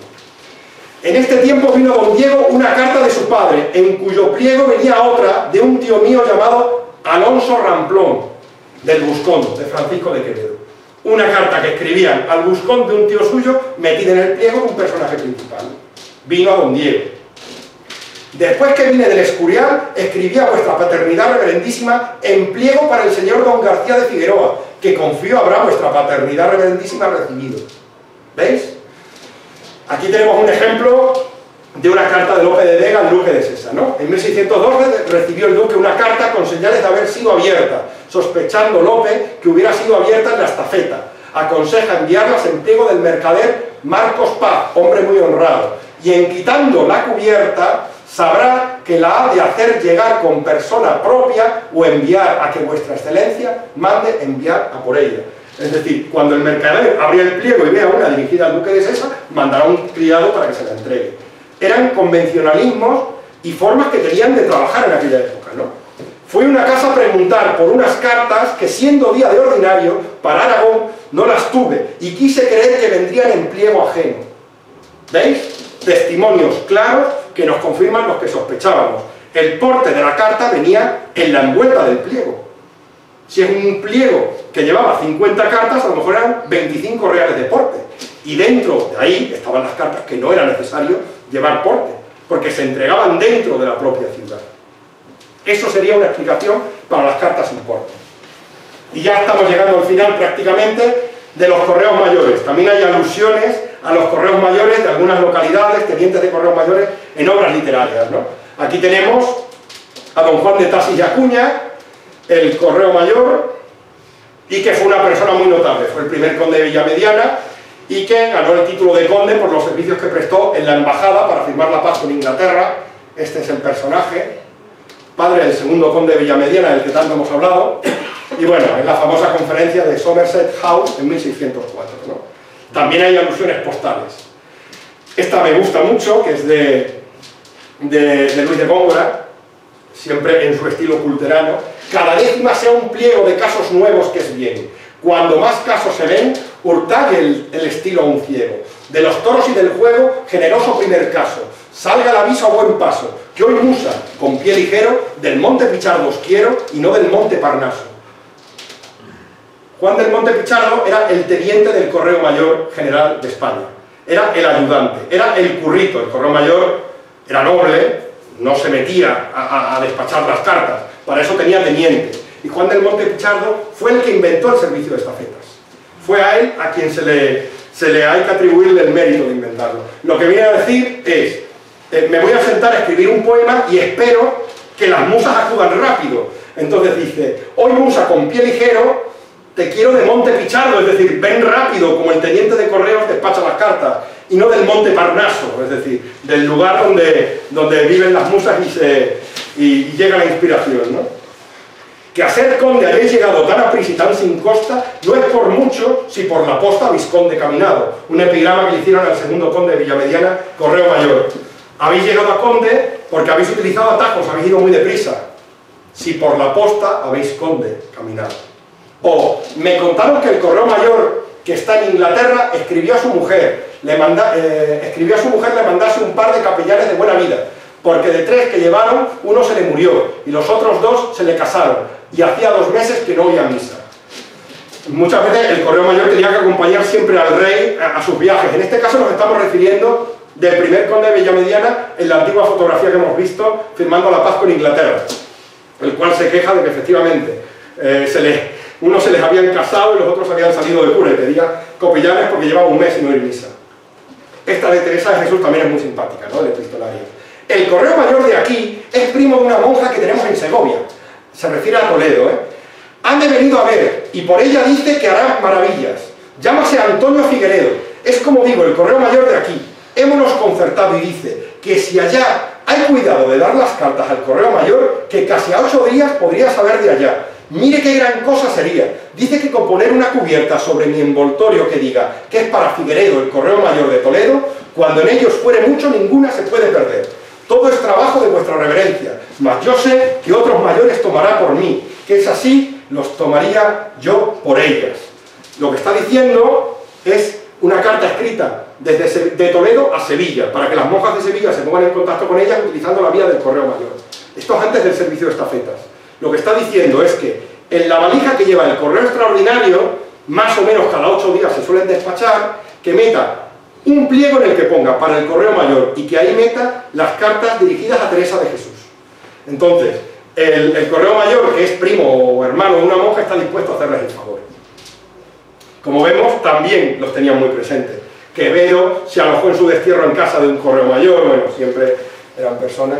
Y ya vamos a terminar, bueno, aquí esto es muy largo, aquí no voy a hablar demasiado, pero sí que está sacado el libro de la Cámara Real del Príncipe Don Juan, de los oficios de su casa, y servicio en el que explica lo que es un Correo Mayor. Viene a decir que eran personas que recibieron una gran prosperidad económica gracias a su oficio, sin molestarse demasiado. Donde se portían los cuellos los correos que llevaban las cartas, ellos recibían los beneficios de los portes, ¿no?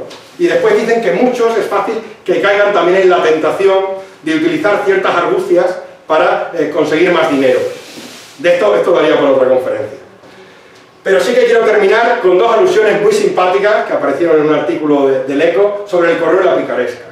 El género por excelencia de España es la novela picaresca, y en ellas tenemos 2 ejemplos en el que no solo hay una alusión al correo, sino el propio correo y la entrega de cartas es protagonista de algunas de las anécdotas. Y tenemos una de ellas en el Guzmán de Alfarache de Mateo Alemán. Es en la introducción del libro, donde está poniendo diferentes ejemplos de moral y cuenta una historia, ¿no? Como le aconteció a cierto estudiante de Alcalá de Henares, el cual, como se llegasen las Pascuas y no tuviese con qué poderlas pasar alegremente, acordóse de un vecino suyo que tenía un muy gentil corral de gallinas, y no para hacerle algún bien. Era pobre mendicante, y juntamente con esto, grande avariento. Criábalas con el pan que le daban de limosna, y de noche las encerraba dentro del aposento mismo en que dormía. Un mendigo que había llegado a más.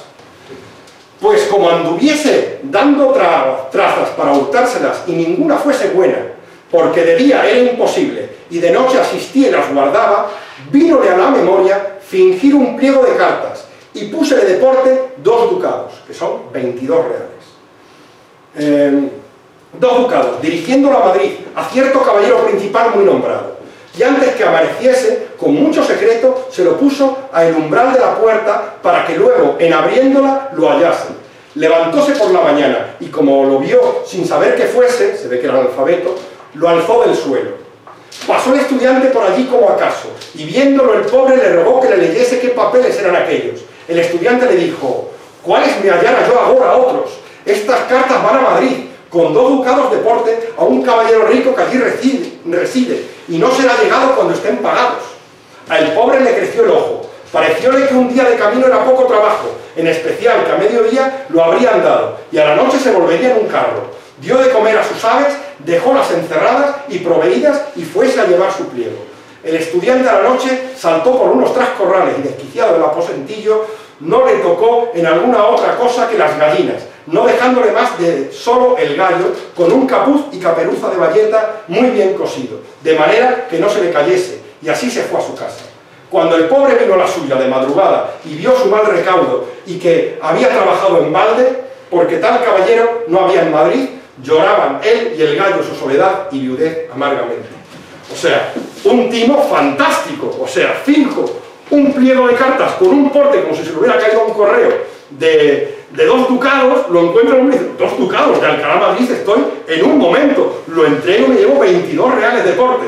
Dejó de guarecida su casa, momento que aprovecha el estudiante para quedarse con todas las gallinas. Podemos ver de aquí varias conclusiones, y es que a casa de cualquier personaje podía llamar a alguien diciendo: tengo una carta por usted, para usted, aquí la tiene, deme el porte. O sea, esto se infiere de aquí. Cualquier persona podía llamar a una puerta diciendo que tenía una carta de algún pariente de algún sitio. Muy parecida en la filosofía, aunque no en la forma más elaborada, es esta otra, sacada del Buscón de Quevedo. En esto estábamos, el Buscón se encuentra con unos cuantos malhechores en Madrid y se presenta uno de ellos y explica un poco cuál es el timo al que se dedica. En esto estábamos cuando vino uno con sus botas de camino y su vestido pardo, como los correos, con un sombrero, prendidas las faldas por los 2 lados. Supo mi venida de los demás y hablóme con mucho afecto. Quitóse la capa y traía, mire usted, quién tal pensara, la ropilla de pardo paño, la delantera y la trasera de lienzo blanco, con sus fondos en sudor. No pude tener la risa, y él con gran disimulación dijo: haráse a las armas y no se reirá. Yo apostaré que no sabe por qué traigo este sombrero con la falda presa arriba. Yo dije que por galantería y por dar lugar a la vista. Antes por estorbarla, dijo. Sepa que es porque no tiene toquilla, y que así no lo echan de ver. Y diciendo esto, sacó más de 20 cartas y otros tantos reales, diciendo que no había podido dar aquellas. Traía cada carta, cada una, un real de porte, y eran hechas por él mismo. Ponía la firma de quien le parecía, escribía nuevas que inventaba las personas más honradas y dábanla en aquel traje cobrando los portes. Y esto hacía cada mes, cosa que me espantó ver la novedad de la vida. O sea, un tío que fingía cartas, que les ponía el porte y que iba por la calle diciendo: aquí tiene una carta por un real. Claro, es un timo perfecto. Por un real nadie se va a molestar cuando se da cuenta del timo de montar ahí una con los alguaciles para que le detengan. Pero cuando el tío llevaba 40 cartas, de las cuales no pudo entregar 20, pero cobró otras 20, estamos hablando de 20 reales en una jornada de trabajo, ¿no? Entonces, imitar una carta, ponerle el porte que fuera y entregarla. En las cartas hablaría de convencionalismos. O sea, a lo mejor el que la recibía no era ni siquiera consciente de la estafa, sino un tío que no conocía de nada que le contaba 4 convencionalismos, ¿no? Y entonces así es como se ganaba la vida. Como vemos, el correo, y ya hemos terminado con esto, el correo estuvo muy presente, estuvo metido en la sangre, en las venas de cada personaje en aquella época, y de ello se hizo eco precisamente en las obras literarias. De esta forma hemos podido ver, y con esta conferencia espero que os haya quedado claro y que haya sido ameno, que es lo realmente importante, os hayan quedado un poquito más claros los hábitos postales que existían en nuestro siglo de oro, y además ilustrados pues, por los mejores que los pueden hacer, los verdaderos cronistas de la época, que eran los literatos que teníamos en aquel momento, que además eran los más punteros y que más han pasado en la historia de nuestra literatura, ¿no? Espero que también os haya avanzado un poco el gusanillo de leer algunas de estas obras, el entremés de la estafeta es muy salado, y bueno, muchas de ellas, y sobre todo entender muchas cuestiones que probablemente algunos estudiosos de esta literatura ni siquiera entiendan. La postillona, ¿por qué iba tanto? Si una persona no sabe lo que es un postillón y cuál era su oficio, o diablos de a las 20. Es decir, es muy difícil desentrañar eso si no tienes una cultura postal adquirida previamente, ¿no? Por eso nada, espero que hayáis disfrutado y hasta la próxima ocasión.